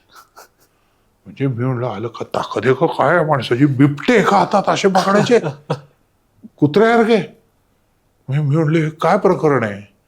आणि मग जेव्हा बाकीचा अभ्यास करायला लागलो तेव्हा लक्षात आलं की आपल्याकडे जे काय म्हण आहे की मूर्ती लहान कीर्ती महान असं म्हणलं जातं, आणि जेवढा धिप्पड माणूस तेवढा रेम्या डोक्या असं म्हणणं. तर याला छेद देणारी जी काही थोडीफार व्यक्तिमत्व असतील, अगदी खान अब्दुल गफार खान, सरहद्द गांधी ज्यांना म्हणलं जायचं, त्यांच्यापासनं त्यात शाहू महाराज हे फार मोठे व्यक्तिमत्व आहे की ते जितके धिप्पाड होते त्याच्यापेक्षा विचार, कर्तृत्व, बुद्धी, अभ्यास आणि निर्णय क्षमता याच्यात त्याच्याही पेक्षा उंच होते. आणि म्हणून ते प्रचंड कार्य अवघ्या 26 वर्षाच्या आयुष्यात त्या माणसाने केलं, की ज्याचे परिणाम आजही दिसतात, आजही आपण ते बघतोय प्रत्यक्ष. आज कुठे ST, एशियाड, ट्रेन, विमान, कुठलाही प्रवास करताना शेजारच्या नवीन व्यक्तीला तुझी जात कुठली असं मी विचारत नाही, इथपर्यंतचा जो प्रवास आहे ना हा त्यांच्यामुळे आहे असं मी म्हणेन. की अखंड हिंदू समाज एकत्र झाला त्याचं कारण त्या बहुजन समाजाला वरती यायचा सर्वात मोठा पर्याय पहिला 100 वर्षापूर्वी शाहू महाराजांनी दिला. वा. आणि मी असं ऐकलं होतं की शाहू महाराजांनी कलाकारांना पण खूप प्रोत्साहन दिलं. सगळेच. बालगंधर्व लहान असताना त्यांच्या कानाचं पहिलं ऑपरेशन मिरजेला वानलेस डॉक्टरकडे झालंय, ते शाहू महाराजांनी आपल्या खाजगीतनं गेले. बर. भोसल्यांची कंपनी संपूर्ण, बर, गंधर्व संगीत मंडळी, भोसल्यांची कंपनी, या सगळ्या नाटककारांना वेगवेगळ्या, नुसतं मदत असं नाहीये. आज जी काही संगीत नाटकं मराठी रंगभूमीवर सगळी त्या काळात गाजलेली दिसतात, त्या सगळ्या संगीत नाटकांचं संगीत उत्तम करणाऱ्या संगीतकाराला स्वतःच्या पदरी ठेवून त्याला एक वकिलीची खोटी सनद देऊन की तू काय तुला पैसे मिळत राहतील ते मिळव, पण तू चांगलं संगीत करावंस म्हणून मी तुला नोकरी दिली, की जेणेकरून ते एक बाजू सेफ आहे, घर चालणार आहे हे लक्षात आलं की. इथपासून ते स्वतःच्या कारकून कचेरीत उत्तम कविता करणाऱ्या कवीला सुद्धा ठेवलं नोकरीला, आणि त्याचा बॉस जेव्हा चिडला त्या कचेरीचा प्रमुख किंवा हा काहीच हिशेब करत नाही, मग त्याला हिशेब करायला तू सांगतो कशाला म्हणले, मी त्याला कविता करायला ठेवलंय, त्याचा पगार महिन्याला जाईल की नाही 1 तारखेला एवढं बघ म्हणले. आणि म्हणून ज्या वेळेला नोबेल पारितोषिक रवींद्रनाथांना मिळालं, ठाकूरांना म्हणजे टागोरांना, हम्म. तर ह्या कवीला 1000 सुवर्णमुद्रा घेऊन कलकत्त्याला पाठवून दिलं शांतिनिकेतनला, बर. की अरे तू कवी आहेस, माझ्यातर्फे भेट दे, की जगाच्या नकाशावरती या हिंदुस्थानचं नाव गेलं टागोरांमुळे, पण तुझ्यावर 4 संस्कार झाले तर तुझं काव्य चांगलं होईल, त्यामुळे मी जाण्यापेक्षा तू जाणं महत्वाचं, म्हणून त्याला कलकत्त्याला पाठवलं. वा. असं अनेक प्रकारची मदत वेगवेगळ्या पद्धतीने केली. किती लोकांना माहितीये की टिळकांचं गीता रहस्य छापण्यासाठीचे पहिले पैसे हे शाहू महाराजांनी दिलेत. मोठा प्रसंग आहे, मी सगळं सांगत बसत नाही आता, पण ते किती लोकांना माहितीये की बाबासाहेब आंबेडकरांनी जे वर्तमानपत्र मुंबईत चालवलं, त्या वर्तमानपत्रासाठी तुझा प्रेस आणि हे सगळं चाललंच पाहिजे बहुजनांसाठी, डाऊन टोडन्ससाठी, म्हणून 5,000 रुपये त्या काळात दिलेले आहेत शाहू महाराजांनी. बर. अशा अनेक गोष्टी आहेत, अनेक. त्यामुळे तो एक स्वतंत्र विषय आहे, पण मला स्वतःला असं वाटतं सामान्य माणसाच्या आयुष्यात येणाऱ्या 21 गोष्टींवरती शाहू महाराजांनी भरीव काम केलंय. अच्छा. 21. हम्म. शिक्षण, हम्म. पाणी व्यवस्था. आजही कोल्हापूरला बालिंग्यावरनं येणारी जी बंद चाकरीतनं येणारी पहिलं चावीचा नळ हम्म. आपल्या घरात आता आपण इझिली वापरतो, पण त्या काळात जेव्हा शेंदलं जायचं पाणी तेव्हा चावीच्या नळातनं पाणी शाहू महाराजांनी 1919ला आणलंय. बाप रे. ओके. किती लोकांना माहिती आहे? कोणालाच नाही. हा. त्यामुळे ते फिल्टर्ड वॉटर बालिंग्याच्या योजनेतलं, हम्म. की त्यासाठी पहिल्यांदा मोठ्या मोठ्या मुरमाची दगडं की ज्याच्यात मोठा कचरा अडेल, तिथनं पुढं गेल्यानंतर विटांचे तुकडे ज्याच्यात आणखीन छोटा कचरा अडेल, तिथून पुढं छोट्या छोट्या गोट्यांचा तो फिल्टर, तिथून पुढं वाळूचा फिल्टर, असं करत स्वच्छ पाणी घरापर्यंत आणायचं ही फिल्टर्ड योजना पहिली कोल्हापुरात राबवली. क्या बात आहे. त्या काळामध्ये कापडाची पहिली शाहू मिल सुरू करणं कोल्हापुरात, पिवळी साखर बनायची पहिली गुळापासनाची, बर. तो साखर कारखाना कोल्हापुरात. हा. नंतर टाटा बिटांच्या इस्टेटी झाल्या हो सगळ्या, केरळ बिरळ आपण बघायला जातो, मुन्नार, पेरियार वगैरे. पन्हाळ्याला चहा आणि कॉफीचे मळे आणि पन्हाळा नंबर 1 नावाचा चहा, की जो चहा बेंगलोरला भारताच्या तत्कालीन हिंदुस्थानच्या स्पर्धेत 1 नंबरचं बक्षीस घेतलं सर्वोत्तम चहाचं ज्याने. बाप रे. आणि तो मरेपर्यंत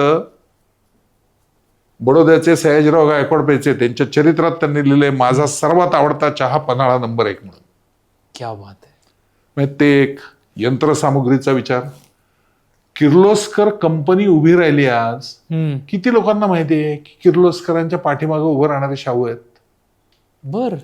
आणि तो सगळा प्रसंग इथं दाखवतात. आपण पुण्याकडनं मुंबईला जाताना चांदणी चौकातनं एक्सप्रेस वेकडे जाताना डाव्या हाताला एक फुल्ली इको फ्रेंडली किर्लोस्कर ब्रदर्सचं ऑफिस आहे. बर. डाव्या हाताला दिसतं, मोठा झेंडा आहे भारताचा लावलेला. हा हा हा. तिथे जर कधी गेलात तर तिथं आतमध्ये एका किऑस्क वरती एक फिल्म आहे छोटी. ती फिल्म आमचीच आहे, म्हणजे आमच्या याच्यातनं घेतलेला प्रसंग आहे. झालं काय, पहिल्या महायुद्धाची झळ सगळ्या जगाला बसली होती आणि ब्रिटिशांनी असं धोरण घेतलं की इथले सगळे कारखाने सगळं बंद पाडून टाकायचं. हा.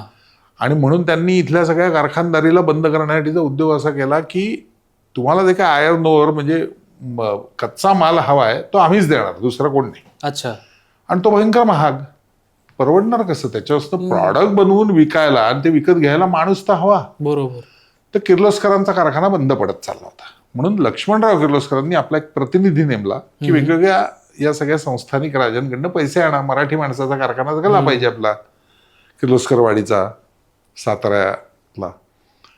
तो प्रतिनिधी शाहू महाराजांकडे आल्यावर शाहू महाराज म्हणले, हड मी नाही देणार पैसे. हो म्हणले, एवढे उदार आहात तुम्ही नाही म्हणताय एकदम. तर म्हणले, हो कारण एकच आहे म्हणले, अशा भिका मागून कारखाना नाही उभा राहत म्हणले. अच्छा. त्यासाठी काहीतरी नवीन योजना रचली. ते लक्ष्मणरावांना पाठवून दे, मी बोलीन म्हणले. आणि मग शाहू महाराज लक्ष्मणरावांना असं म्हणले की तुम्हाला जर बाहेरनं हे मिळणार नसेल तर तुम्ही त्याचा विचार कशाला करताय, तुम्ही वेगळा विचार करा. ते म्हणले, आता पहिल्या महायुद्धाची झळ एवढी बसली आहे की इथून पुढं काही दुसरं महायुद्ध होईल जगात असं मला वाटत नाही. अच्छा. आणि आपला देश हरित क्रांतीतच पुढे जाईल. ते म्हणले, बरं मग माझं असं म्हणणं आहे, म्हणले सगळे नांगर वापरतात शेतकरी, ते कशाचे, जांभळाचं, किरवीचं, करकीचं लाकूड वगैरे. गावात सुतार एक तो बनवून देणार. तुमचा नांगर कुचतो पाण्यामध्ये, खाली दगड लागला, खडक लागला, काही लागलं तो तुटणार, तुटल्यावर तुम्ही सुताराकडे जाणार दुसरा नांगर बनवून दे म्हणून. हम्म. त्याच्याकडे जर आधीचे नंबर लागलेले असतील तर तुम्हाला मिळणार नाही. तोपर्यंत पाऊस काय थांबतोय म्हणले, निसर्ग थांबतोय, पेरणी तुमची थांबणार नाही. म्हणले. हे याच्याऐवजी जर बिडाचा लोखंडाचा असेल तर तो तुटणार नाही. फार तर गंजल म्हणले थोडासा, पण तुटणार नाही. चांगलं जास्त खोलपर्यंत त्याला काम करता येईल. तर असे नांगर बिडाचे किंवा याचे बनतील का, याचे डिझाईन करा. अच्छा. दुसरी गोष्ट म्हणजे आमच्या बाया बापड्या आधीचे तण निघाल्याशिवाय चांगलं बी रुजणार नाही म्हणून अक्षरशः बोट घालून घालून आतनं तण काढतात. फार त्यांची नखं सगळ्यात बोलट सोलवटतात. ते खुरप बिरप असतं तसं म्हणले. असं काहीतरी खुरपण्याचं काहीतरी साधन, त्याला खुरप म्हणायला लागलो आपण. खुरपण्याचं साधन काय तयार करता येते का बघा, ज्याचा हरित क्रांतीला उपयोग होईल. आणि मग लक्ष्मणरावांनी तशी काही डिझाईन्स करून शाहू महाराजांना दाखवली. शाहू म्हणले उत्तम, आता हे करा आणि हे विका. ते म्हणले बरोबर आहे, पण कच्चा माल कुठून आणू, मी देतो की म्हणले. बर. तर लक्ष्मणरावांना कळणार. ते म्हणले मी तर काही ऐकलं नाही की बाबा अशा काही आयनवरच्या खाणीबिणी आहेत कोल्हापुरात, तुम्ही कुठनं देणार. तुम्ही ब्रिटिशांचेच मांडलिक संस्थानिक असल्यामुळे तुम्ही ब्रिटिशांकडनंच घेऊन देणार, तेच मुळात जास्त पैशाने देत आहेत. तर आपला शेतकरी कसा विकत घेईल, कारण तुम्ही आम्हाला देणार. भले तुम्ही फायदा नाही काढला तरी ते महागडच. त्याच्यापासून नांगर बनवला तर तो शेतकऱ्याला हे म्हणले मी कशाला ब्रिटिशांकडे जातोय. मी तुम्हाला काय बोललो म्हणले लक्ष्मणराव पहिल्यांदाच, हिथून पुढं दुसरं महायुद्ध होईल असं वाटत नाही, होईल ती हरित क्रांती होईलच. आमच्याकडे एवढ्या तोफा पडल्यात, त्याचा उपयोग काय म्हणले. असं म्हणून शाहू महाराजांनी पन्हाळा ते रायबाग इथपर्यंतच्या 128 तोफा किर्लोस्करांना मोफत दिल्या. आणि तोफा म्हणजे आपण समजतो तसं एखाद्या सरदाराच्या घरात 4.5 फुटी ज्याला सुतर नळा असा ऐतिहासिक भाषेत म्हणतात वगैरे असल्या नाही. 100 माणसं उचलून 5 बैलगाड्या एखादा एक जोडून ठेवावी लागतील अशा तोफांपासून ते छोट्यापर्यंत. आणि लक्ष्मणरावांनी आपल्या चरित्रात लिहून ठेवलंय की त्या वितळवून हे बनवा, त्याचा 1 रुपया मला नको, मी तुम्हाला मदत केली असं सांगून त्या दिल्या. म्हणले किर्लोस्कर कंपनी त्या कच्च्या मालावर 3.5 वर्ष चालली. म्हणजे केवढा कच्चा माल असेल, आणि उभी राहिली परत. तर अशा अनेक विषयांमध्ये शाहू महाराजांनी जे केलेलं काम आहे, म्हणजे मी सांगत बसलो तर 4-5 तास फक्त शाहू महाराज बोलेन मी, असं आहे. पण मला असं वाटतं की शाहू करतानाही जसं मी स्वामींच्या बाबतीत म्हटलं तसं दिसणं, शाहू महाराजांसारखं स्टेजवर किंवा स्क्रीनवर वाटणं, हा विषय माझ्यापेक्षा जास्त आमच्या कॉस्ट्युम डिझायनर ज्या होत्या, ज्यांच्या मी पाया पडलो, ज्यांनी मला वजन वाढवायला लावलं, त्या म्हणजे गांधीसाठी ज्यांना ऑस्कर मिळालं पहिलं भारतातलं, त्या भानू अथय्या. अच्छा. कारण भानुताई मूळ कोल्हापूरच्या. बर. त्यांनी साऊथ इंडियन माणसाशी लग्न केलं म्हणून त्या अथय्या झाल्या. आणि त्या अगदी महाराजांच्या जवळच्या घराण्यातल्या, महाराजांच्या राजपुजाऱ्यांच्या घराण्यातल्या होत्या, त्यामुळे अभ्यास उत्तम होता. तर त्यांच्यापासून ते दिग्दर्शक सतीश रणदिवेपासून भिक्षेट पाटील असतील, आमचे व्ही पाटील असतील कार्याध्यक्ष, जयसिंगराव पवार, या सगळ्या लोकांनी त्यासाठी घेतलेले कष्ट आहेत. माझा विषय एवढाच होता की शाहू महाराजांची जी मानसिकता आहे हे सगळे निर्णय घेत असतानाची, ती लोकांपर्यंत मला पोहोचवता येईल का. खरंय. आणि मी प्रयत्न तो केला जास्तीत जास्त भूमिका करताना की त्या मानसिकतेतनं त्यांनी निर्णय घेतले, ती मानसिकता माझ्या चेहऱ्यावर लोकांना दिसावी की यस, हा निर्णय मी घेतला 50% आरक्षणाचा त्या काळात बहुजनांसाठीचा, हे कारण होतं. हा निर्णय मी घेतला, हे कारण होतं. आणि ते माझ्या ह्याच्यावर दिसावं. आणि बहुतेकांना अगदी अवघ्या 100 वर्षापूर्वी घडलेला तो इतिहास जिवंतपणे बघायला मिळाला, हा त्यातला आनंदाचा भाग. वा. आता एवढ्या सुंदर तुम्ही अजरामर भूमिका केलेल्याच आहेत, पण अशी कुठली एखादी भूमिका आहे की जी तुम्हाला अजूनही अशी, आपण म्हणतो बकेट लिस्ट सारखं, की ती मला करायची. ती बकेट लिस्ट मधली भूमिका आता अचानक उडली. अच्छा. माझी इच्छा होती खूप करायची. हा. ती म्हणजे संत तुकडोजी महाराजांची. वा. त्याचं कारण असं की किती गंमत असते बघ. थरथराट सिनेमा मी केला आणि मग ते पेपरमध्ये वेगवेगळी चित्रकोडी येतात ना, त्याच्यात एकदा माझा थरथराटच्या गेटअपचा फक्त एवढाच फोटो छापला होता. आणि हा कलाकार ओळखा वगैरे असं काहीतरी स्पर्धा होती. आणि जवळजवळ एक, यू वोंट बिलीव्ह, 1.5-2 लाख लोकांनी ते ओळखलं होतं. म्हणजे किती फेमस असेल ती भूमिका. पण मोजरीच्या आश्रमातल्या 2 लोकांनी असं सांगितलं की अरे एका बाजूनी बघितलं ना तर आपल्या तुकडोजी महाराजांसारखेच दिसतात. कारण महाराज असेच काळे कविन्न, मोठ्या मिशा, कानातले केस असे होते तुकडोजी महाराज. आणि म्हणून मग त्यांनी मला संपर्क केला की अहो आम्ही याच्यावरती एक महाराजांच्या याच्यावर एक 13 एपिसोड किंवा असं सिनेमा असं काहीतरी करायचं योजलंय, तर तुम्हाला भूमिका करायला आवडेल का? तोपर्यंत मला तुकडोजी महाराज जसे शाहू अभ्यास करायला लागेपर्यंत पूर्ण माहिती नसतात, नाव माहिती असतं तशी माहिती होते, कारण रेडिओवरती त्यावेळेला आकाशवाणी एकच लहानपणी आमच्या, ते काय टीव्ही सुद्धा मी 10वीत गेलो तेव्हा आला ब्लॅक अँड व्हाईट पाहायला. त्यामुळे आकाशवाणीवर जी भजनं ऐकायचो त्याच्यात अरे म्हणे नाही भाव म्हणे देवा मले पाव देव आशान भेटायचा नाही रे, देव बाजारचा भाजीपाला नाही रे, ही सगळी गाणी त्यांची ऐकायचो, ग्रामगीता वगैरे, किंवा या झोपडीत माझ्यासारखी कविता अभ्यासायला होती. पण याच्या पलीकडे काही माहिती नव्हतं. मग मी म्हणलं मी येतो मोजरीला. मग मी चक्क मोजरीला तुकडोजी महाराजांच्या आश्रमात गेलो, एक 10 दिवस राहिलो, सगळा अभ्यास केला, ग्रामगीतेपासनं मेरी जापान यात्रापासनं सगळं. मग त्यांची चरित्र वाचली, त्यानिमित्ताने रोज त्यांच्या त्या अध्यासन आणि त्यांचं जे एक जागतिक मंदिर आहे त्या मंदिरात जाऊन बसायचो, तिथे सगळा अभ्यास शिकलो मी सगळं. मग खंजिरी थोडीशी वाजवायला शिकलो. अच्छा. मग पत्थर सारे बंब बनेंगे लोग बनेंगे ज्वालापासून त्यांची भजनं कशी आहेत, त्यांची ग्रामगीता काय आहे, या सगळ्याचा अभ्यास केला. दुर्दैवाने त्यांचा जो प्रयत्न दिल्लीतनं चालला होता, तर त्याच्यात काहीतरी पैसे मागितले आणि सरकारी लेवलवर त्यांचं तुटलं की हे आयला एवढ्या मोठ्या संतासाठी आम्ही काम करतोय, याला पैसे कसले अंडर टेबल आम्ही द्यायचे, अशा याच्यातनं ते बोंबललं.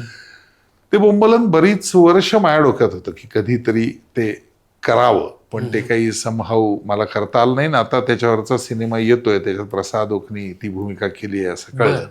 त्यामुळे आता तो विषय मला माहित नाही आता परत माझ्याकडे येईल की नाही, पण अन्यथा माझी फार इच्छा होती की मला तुकडोजी महाराजांची भूमिका करायला मिळाली, कारण ते असेच धिप्पाड होते, 6-6.5 फूट उंच, काळे कभिन्न असे, टक्कर विक्कर केस बीस.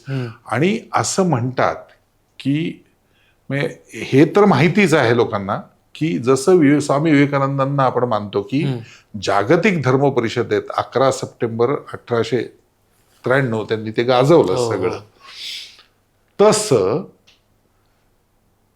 पुढची जागतिक धर्म परिषद गाजवणारा भारतातला माणूस म्हणून संत तुकडोजी महाराजांकडे बघितलं जातं. टोकियोला जी जागतिक धर्म परिषद झाली त्याचं उद्घाटन विश्व हिंदू परिषदेचे अध्यक्ष म्हणून तुकडोजी महाराजांचं पहिलं भाषण झालं. आणि ते जगभरच्या संतांना एवढं आवडलं की ते असं म्हणले की पुढची 2 दिवस तुम्हीच एकटे बोला, आम्ही कोणीच बोलणार नाही, आम्ही फक्त ऐकणार. आणि 2 दिवस वेगवेगळ्या विषयांवर तुकडोजी महाराज तिथं बोलले. संपूर्ण जागतिक धर्म परिषद त्यांनी गाजवली. त्याच्यावर त्यांचं मेरी जापान यात्रा नावाचं संपूर्ण पुस्तक आहे, त्यांचे वेगवेगळे विषय आहेत त्याच्यावरती. गाडगे बाबांना शेवटची मुठमाती देणारा माणूस तो आहे, किती लोकांना माहिती असतं. तर अशा अनेक गोष्टी आहेत. तर ते माझ्या डोक्यातली होती, पण ती बकेट लिस्ट मधनं अशी उडली. आता माहित नाही, आता परत कधी कोणाच्या मनात आलं आणि त्यांनी मला विचारलं तर मला करायला ती अगदी आवडेल भूमिका. कारण 2-2, 3-3 हजार लोक त्यावेळेला स्वातंत्र्य चळवळीसाठी रस्त्यात आलेली, आणि एका खंजिरीवर कुठलाही असा मायक्रोफोन नाही, काही नाही, सिस्टीम नाही, ॲम्प्लिफाय आवाज करण्याची हे नाही, आणि हा माणूस मोठमोठ्यांदा गात त्या सगळ्यांना मंत्रमुग्ध करून ठेवायचा. काय जादू असेल त्या माणसाची. आणि संपूर्ण विदर्भ आणि मराठवाडा आणि खानदेश त्या पट्ट्यामध्ये हे सगळं केलं त्यांनी. वा. मे बी वेब सिरीज किंवा अजून असे काही माहित नाही असेल त्यांच्या मनात, तर मला आवडेल करायला ती भूमिका. आता तुम्ही त्या शब्दकोडाचा उल्लेख केला, त्यामध्ये जी तुम्ही भूमिका सांगितली थरथराट मधली टकलू हैवानाची भूमिका, जी सगळ्यांनाच, म्हणजे आम्ही लहान असताना आम्ही पण त्या एका पॉइंटला घाबरायचो त्या भूमिकेला. तर त्याबद्दल आम्हाला सांगा, कारण लक्ष्मीकांत बेर्डे वगैरे त्यांच्यासोबत ते ऍक्च्युली झालं असं, पडघम नाटक मी करत होतो. टिळक स्मारकला आमचा प्रयोग झाला, आणि प्रयोग संपल्यावर एक असे वयस्कर गृहस्थ असे आत आले, असे बोट अशी करायचे सारखे, आणि ते म्हणले मला राहुलला भेटायचं आहे. त्या नाटकात 3 राहुल होते. मी, राहुल सोलापूरकर, राहुल घोरपडे आणि राहुल रानडे. त्यामुळे ते मोहन गोखलेंनी विचारलं कुठला राहुल, ते म्हणजे 3 राहुल काम करतात आमच्या या 90 पोलांमध्ये. तर ते म्हणलं तो उंच, म्हणजे राहुल सोलापूरकर. म्हणून त्या मोहन गोखले म्हणाले रे तुला भेटायला अण्णासाहेब आले. म्हणलं कोण अण्णासाहेब, म्हणला. गेलो, मग कळलं ते अण्णासाहेब देऊळगावकर, म्हणजे बार प्रभातपासूनच खूप मोठे निर्माते, लेखक, दिग्दर्शक मराठीतले. मी आपलं पाया पडलो, डेक्कनवर माझं ऑफिस आहे. गंगा लॉज माहिती आहे का तुम्हाला? म्हणजे डेक्कन टॉकीजच्या तिथलं ना, हां, तिथे खाली माझं ऑफिस आहे. उद्या जरा येऊन भेटा, माझं काम आहे. बरं, दुसऱ्या दिवशी मी अण्णासाहेबांना भेटायला गेलो. छान छान, कालची तुमची भूमिका फार छान. माझ्या एक मी सिनेमा करतायत माझे एक मित्र, नवीन निर्माते आहेत, त्यांच्याकडे एका भूमिकेसाठी मी तुमचं नाव सुचवलंय, तुम्ही करावं तशी माझी इच्छा आहे. बरं, काय आहे काय नाही, विलनचा रोल. परत जरा असं झालं की यार, जसं हमालाच्या वेळेला झालं तसं इथेही यायला आपल्या डोळ्यासमोर बच्चन, शत्रुघ्न सिन्हा, विनोद खन्ना हे सगळे यायला विलनचा रोल आला का. पण आता काय पर्याय नाही, गेलो भेटायला. अरुण गोडबोले म्हणून साताराचे निर्माते, त्यांचा नशीबवान नावाचा सिनेमा. बर. त्यात सिनियर पेअर म्हणून आशा काळे आणि मोहन जोशी, सेकंड पेअर म्हणजे ते यंग पेअर म्हणून नितीश भारद्वाज, अलका कुबल, इतर रोलमध्ये चंदू पारखी, उषा नाडकर्णी वगैरे, आणि विलन मी, अच्छा, बळीराम गेंडे, म्हणजे जो अलका आणि नितीशच्या विरोधात, आणि एक आणखीन त्यांच्या मित्रांची पेअर म्हणून प्रिया बेर्डे, लक्ष्मीकांत, विनोदी, असं. मग त्याचं शूटिंग केलं आम्ही नशीबवानचं वगैरे, आणि चांगलं झालं शूटिंग, आवडलं सगळ्यांना, उत्तम झालं. आणि त्यानंतर दुसरा सिनेमा हा थरथरा, की ज्याचं शूटिंग सुरू होणार होतं आणि ते शोधत होते. तर अण्णासाहेबांचा शिष्य महेश, त्यामुळे ते म्हणले, महेश अरे मी पुण्यातला मुलगा आता इंट्रोड्यूस केला साताराच्या सिनेमामध्ये अरुण गोडबोलेंच्या, चांगलं काम केलंय त्यांनी, बघ ट्राय करून, तो वेगळा आहे मुलगा. आणि माझं त्यावेळेला एक नाटक चालू होतं अनैतिक नावाचं, शिवराज गोरल्यांचं. मी, प्रशांत सुभेदार, ज्योती चांदेकर, त्यातही मी विलन करायचो. वेगळा विषय होता एकदम. तर ते नाटक बघायला अचानक महेश वगैरे सगळे आले बालगंधर्वला. प्रयोग संपल्यावर मला येऊन भेटला, हो. मग तेवढ्यात शिवराज गोरले आला, आणि शिवराज म्हणला, ज्या आयला काय माझं डोकं बघ राहुल. म्हणलं काय झालं? अरे तू माझ्या नाटकात विलन करतोयस, मी या सिनेमाचे डायलॉग्स लिहितोय, आणि माझ्या डोक्यात तुझं नावच आलं नाही. ते अण्णासाहेबांकडनं याच्याकडे गेलंय. मग त्यांनी मला सांगितलं मुंबईत याल का, मग आपण ट्रायल बियल करू. मग मी मुंबईत गेलो. मग ते प्लाझा मेन्स पार्लर आपल्या शिवाजी मंदिर पासलं, तिथे मी मुंबईत पोचलो. पहिल्यांदाच आयुष्यात टक्कल, कारण त्याची पहिली विनंती ही होती की मी चिकटवणार नाही. नाटकात जसे गोटे चिकटवतो तसं सिनेमा आहे, ते दिसू शकतं कुठेही, तर पूर्ण टक्कल करून शूटिंग करायचं. मग त्याप्रमाणे मी ते टक्कल केलं, पहिल्यांदाच केलेलं.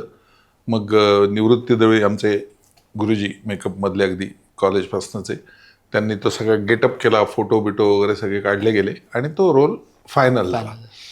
मग शिवराज माझा अत्यंत जवळचा मित्र, लेखक असला तरी नाटकात त्याच्या काम करत होतो, पुण्यातला होता, आम्ही रोज भेटायचो. शिवराजने मला त्याच्या डोक्यात काय कल्पना आहे ती सगळी सांगितली. आता अगदी खरं सांगायचं तुला तर मी असं प्रामाणिकपणे म्हणतो की लोकांना तो भयंकर आवडला, तो डोक्यात बसलेला रोल आहे. आजही लोक जसं शाहू स्वामी म्हणतात तसं ते थरथराट काही केलं विसरत नाहीत.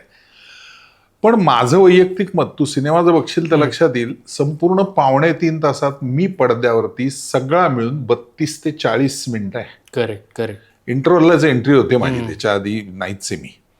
पण तो अख्खा सिनेमा ओपन होतो, सुरुवात होते, पहिली शॉट पहिला सिनेमाचा, टायटल संपलं, तिथपासनं त्या नावाभोवती आहे टकलू हैवान. कारण सुरुवातच होते त्या सिनेमाची की तो पोलीस कमिशनर टकलू हैवान कोण आहे हा, इथनं सुरुवात होते.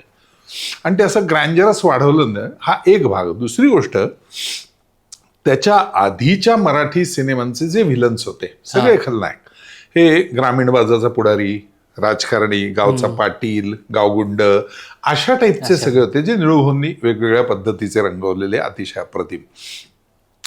आपण ज्याला मॅडमॅक्स वगैरे म्हणतो हॉलिवूडचे, अशा टाईपचा व्हिलन हा पहिल्यांदाच मराठीत दिसला. आणि म्हणून लोकांना ते एकदम हे काहीतरी वेगळं आहे असं झालं, खरं सांगायचं तर. पण तो काय असं माझ्यासाठी फार भारी रोल होता वगैरे असं काही नाही. फक्त त्यातल्या गमतीचा भाग एक असा होता की शिवराजनी आणि महेशनी ठरवून लिहिताना त्यातलं सगळं हसणं जे आहे त्याचं, ते 12 खडीत लिहिलं होतं. बर. त्यामुळे ते सगळं हसणं हे हसणं असं आपण हसतो असं असतो. तर ते ह हा ही ही हु हु हे हे हाई हाई असं हसणं दरवेळेला वापरायचं असं ठरवलं होतं. तर मी आपलं महेशला म्हणलं, महेश सगळे स्क्रीन प्ले वाचला, सगळी स्टोरी ऐकली मी शिवराजकडनं. मला एक कळलेलं नाही की हा मुळात टक्कल का करतो, त्याची सगळी गँग टकलू का आहे, तो असा का हसतोय, याचं काही. तर तो म्हणला ते काय तुला करायचंय. म्हणलं अरे असं नाही, तू म्हणे तुम्हाला थिएटरवाल्यांना ना सारखं लॉजिक शोधायची सवय असते. मी म्हटलं तसं माझं म्हणणं नाही, पण म्हणलं मला कळत नाहीये की अचानक तो हे काय करतो, अचानक तो ते काय करतो. म्हणलं मग तो मॅड आहे का. तर तो मला म्हणला हा तो मॅड आहे असं समज. अच्छा. म्हणलं बरं, मग तो जर मॅड असेल ना तर म्हणलं त्याच्या डोक्यात जेव्हा विचार बदलतो पटकन, तर आपण कसं स्विच ओव्हर करतोय ना. करेक्ट. तर त्या स्विच ओव्हरसाठी काहीतरी मला शोधायला पाहिजे. तर तो म्हणला शोध. मग मी बराच विचार केल्यानंतर मला स्विच ओव्हर मध्ये त्यातला एक भाग सापडला. आणि मग मी तो अख्ख्या सिनेमाभर वेपरला जी स्टाईल झाली. ते हसणं तर आहेच की असं तो स्वतःच करतो की नाही माझ्या डोक्यातला विचार बदलला बाबा आता, आणि मग तो दुसरं काहीतरी बोलतो. हा जो फिस होता तो मी नंतर ऍड केला, की जो आधी नव्हता. आणि हे तुम्हाला कसं कळेल सिनेमात, तर गंमत म्हणजे एकदा टक्कल लावून त्याच्यातच आपल्या सासऱ्याला पोलीस असलेल्या आणि आपल्या प्रेयसीसाठी घाबरवण्याचं काम लक्ष करतो असा एक सीन आहे. त्यात कुठेही फीस नाहीये. कारण का ते शूटिंग होऊन गेलं होतं, माझं शूटिंग नंतर सुरू झालं, मग मी हे ऍड केलं. अच्छा. तेव्हा त्यात फीस येत नाही. करेक्ट. तर त्यामुळे तसं. पण मला स्वतःला नेहमी असं वाटतं, म्हणजे आता मराठीमध्ये मी जवळजवळ 55 चित्रपट खलनायक केलेले आहेत. 106 चित्रपट होऊन गेले, त्यातले 55 खलनायकच आहेत. पण मी कधीही रिपीट केलं नाही आधीच्या याच्यातला आवडत्या म्हणून. म्हणजे अगदी ग्रामीण पुढारी असेल तरी तो रिपीट नाही. टक्कल आहे तर परत कधीही टक्कल असलेला विलन नाही, म्हणजे त्या टाईपचा टकलो आहे वन टाईपचा. मी दरवेळी काहीतरी वेगळा गेटअप करत गेलो, दरवेळी काहीतरी वेगळं शोधत गेलो. आणि त्यामुळे लोक म्हणतात किंवा तुमचं प्रचंड व्हेरिएशन असतं. म्हणलं कारण का दरवेळी काहीतरी वेगळं पाहिजे ना. बरोबर. हिरोला एक वेळ तीच स्टाईल दरवेळेस चालेल, कारण त्याची त्या स्टाईलची लोकांना सवय झाली. पण हिरोची स्टाईल फेमस कोणामुळे होणार आहे? विलनमुळे. Correct, you said it. त्यामुळे आपल्याला आपलं काम चांगलं करता झालं पाहिजे, असा त्यातला माझा विचार असतो निदान दरवेळेला. म्हणजे गंमत म्हणून सांगतो तुला अजून एका वेगळ्या सिनेमाचा, विष्णू बाळा नावाचा माझा एक सिनेमा खूप गाजला. म्हणजे आजही लोक असे सातारा वगैरे कराड भागात गेले अचानक भेट, आयला सर काय तुमचा विष्णू बाळातला परफॉर्मन्स होता पाटलाचा. आता सिनेमा त्यावेळेच्या सहकार चळवळीवर गाजलेला, घडलेली घटना, ज्या विष्णू बाळाला फासावर दिले. त्याची बायको आत्ता गेली 4 वर्षापूर्वी. तिने मरेपर्यंत आपल्या नवऱ्याचं प्रेत बघायला मिळालं नाही, त्याला खरंच फासावर दिलं की नाही, तर तो जिवंत आहे असं समजून ती कुंकूही लावायची आणि दोरलंही घालायची गळ्यात. तिला आम्ही भेटलोय तांब्याचा विष्णू बाळा. तर त्या विष्णू बाळाचे चुलत भावाचा रोल माझा, आणि मी विलन. विष्णू बाळा सयाजी शिंदे. तर सगळी कथा वगैरे वाचली आणि दिग्दर्शकांना मी असं विचारलं की बाबा तुम्ही म्हणताय बरोबर आहे सगळं, पण म्हणलं मला अजून हे कॅरेक्टर असं प्रॉपर जचत नाही. ते म्हणले का. म्हणलं नाही, मला म्हणलं मराठीत एक म्हण असते ना की त्याच्याकडे जाऊ नको काम करून घ्यायला, का काही करत नाही थुका लावतो असं आपण पटकन म्हणतो. तर थुका लावतो म्हणजे नक्की काय करतो, तर तो काम करत नाही असा त्याचा अर्थ. तर मी दिग्दर्शक होते, त्यांना असं म्हणलं की मला असं वाटतं हे सगळं वाचल्यावर कथानक की हा थुका लावणारा माणूस आहे. करेक्ट आहे म्हणले, थुका लावणार आहे. म्हणलं मग हा वेगळा कसा दिसेल याचा विचार जरा मला स्क्रीन प्लेचा विचार करून करू द्या. तर ते म्हणले म्हणजे. म्हटलं एक दिवस द्या मला, उद्यापासून करा शूटिंग सुरू माझं, तुम्ही काय काढायचं ते काढा, अमरापूरकरचे वगैरे इतरांचे काढा, सयाजीचे वगैरे. बरं म्हणले. आणि मग मी विचार केला की थुका लावतो हे दिसेल कसं, कारण बोलणार तर नाही तो. बरोबर की सोहम पॉडकास्ट करायचा आपण जबरदस्त करायचा, काळजी करू नको. खरं तर मी तुला थुका लावणार आहे असं बोलणार तर नाही ना तो. तर मग कसं करायचं. आणि मग माझ्या डोक्यात आलं करणार सोहम तुझा पॉडकास्ट करणार, अशी मी एक स्टाईल घेतली. आणि पहिले 2-3 सीन शूट झाले तर अमरापूरकर असं माझ्याकडे, तू हे काय करतोय राहुल असं तरी मला विचारलं. तो म्हटलं तुला आत्ता नाही कळणार म्हटलं सदाशिव ह्याचा इम्पॅक्ट तुला सिनेमा बघताना कळेल म्हणलं. हा आणि तो असा रंगत गेलाय प्रकार की जिथे जिथे त्याला पुढे थकवा लावलाय तिथे अलीकडे त्यांनी हे केलेलं आहे. आणि ते प्रेक्षक असे स्टेज म्हणजे थिएटरमध्ये असं असं ऑडियन्स बोलायचं. आणि शेवटी जेव्हा सयाजी गोळी घालतो मला रेल्वे लाईनवरती, आमची प्रचंड फाईट आहे, मी घोड्यावरनं येतो, तो येतो घोड्यावरनं, मग मी पडतो. तर त्या फाईटला सुद्धा तो जेव्हा मी शेवटी घाबरून माझ्या हातातला हत्यार नाही म्हणून रेल्वे क्रॉसिंग वरनं पळायचा प्रयत्न करतो आणि तो मागणं गोळी घालतो. अच्छा. छातीत पहिली पडते, मग पाठीत, मग उलटा वळतो, मग 2 अजून बसतात आणि मी गडगडत सगळा खाली येतो. तिथे फक्त मी असं केलंय की तो इथपर्यंत हात नेतो आणि मरतो. इथे कम्प्लीट नाही होत. पण ते जेव्हा प्रोग्रेशन सिनेमातलं पाहिलं मग तर ते इतके लोक म्हणतात यायला तुमचा तो रोल धोकाला आवडायला. आता माझं म्हणणं काय आहे की हे काही असं वेगळं काही नाही, पण आपल्या डोक्यात कुठं ना कुठेतरी काहीतरी कोणाची तरी स्टाईल कधी काहीतरी निघत असतं. कारण आपण म्हणतो पिंडे पिंडे मतीर भिन्ना, माणसं जेवढी समोर आहेत तेवढ्या प्रत्येक माणसाची स्टाईल असते काही ना काहीतरी बोलण्याची. आणि ती तुम्हाला जर कॅच करता आली आणि तुमच्या आपण ज्याला असे ब्रेनचे आयकॉन केले, आपण कॉम्प्युटरला असतात तसे एका आयकॉनमध्ये ठेवून दिली, योग्य कॅरेक्टरच्या वेळेला फक्त ती बाहेर काढली तर ते जास्त सोपं होतं. म्हणजे आता हसण्याच्या स्टाईल असतात लोकांच्या, रडण्याच्या स्टाईल असतात, बोलण्याच्या स्टाईल असतात, किंवा अगदी साधी गोष्ट, मी जर उद्या तुझ्या जागी पॉडकास्ट करणारा माणूस म्हणून जर बसलो तर तुझी स्टाईल आहे जी मी गेल्या 2-2.5 तासात पाहिली की तू मध्येच असे बारीक डोळे करून बसतोस मध्येच बोलता बोलता. तर आता ही जी काही स्टाईल आहे तुझी एक बारीक डोळे करण्याची, आता ही कुठेतरी मी जेव्हा वापरीन आयला तुम्ही ही काय स्टाईल, ती सोहमची आहे असं मला सांगायला लागेल त्यावेळेला. म्हणजे सांगण्याचा उद्देश आपण फक्त थोडं डोळे उघडे ठेवून निरीक्षण करावं नटाने, त्याला अनेक गोष्टी मिळत जातात असं मला वाटतं. त्या आजूबाजूलाच असतात. अगदी. वा राहुलजी, एवढ्या आपण सुंदर गप्पा मारल्या, तुम्ही एवढ्या गोष्टी आम्हाला समजून सांगितल्या, त्याबद्दल सर्वप्रथम तुमचे खूप खूप आभार. पॉडकास्टच्यात आपण शेवटाकडे आलेलो आहे, त्यामुळे जाता तुम्हाला आमच्या प्रेक्षकांना काय सांगावं असं वाटतं? ते खरं सांगायचं तर मी ज्या गोष्टींसाठी आयुष्य घालवतो ते मी सांगू इच्छितो की शेवटी आपण सगळेजण कुठल्याही क्षेत्रात काम करत असू, व्यवसाय कुठलाही करत असू, आपल्या पोटापाण्यासाठी करत असू, तरी जगातल्या एका अतिशय सर्वार्थाने समृद्ध अशा देशात आपण जन्माला आलोय, ज्याचं नाव भारत असं आहे.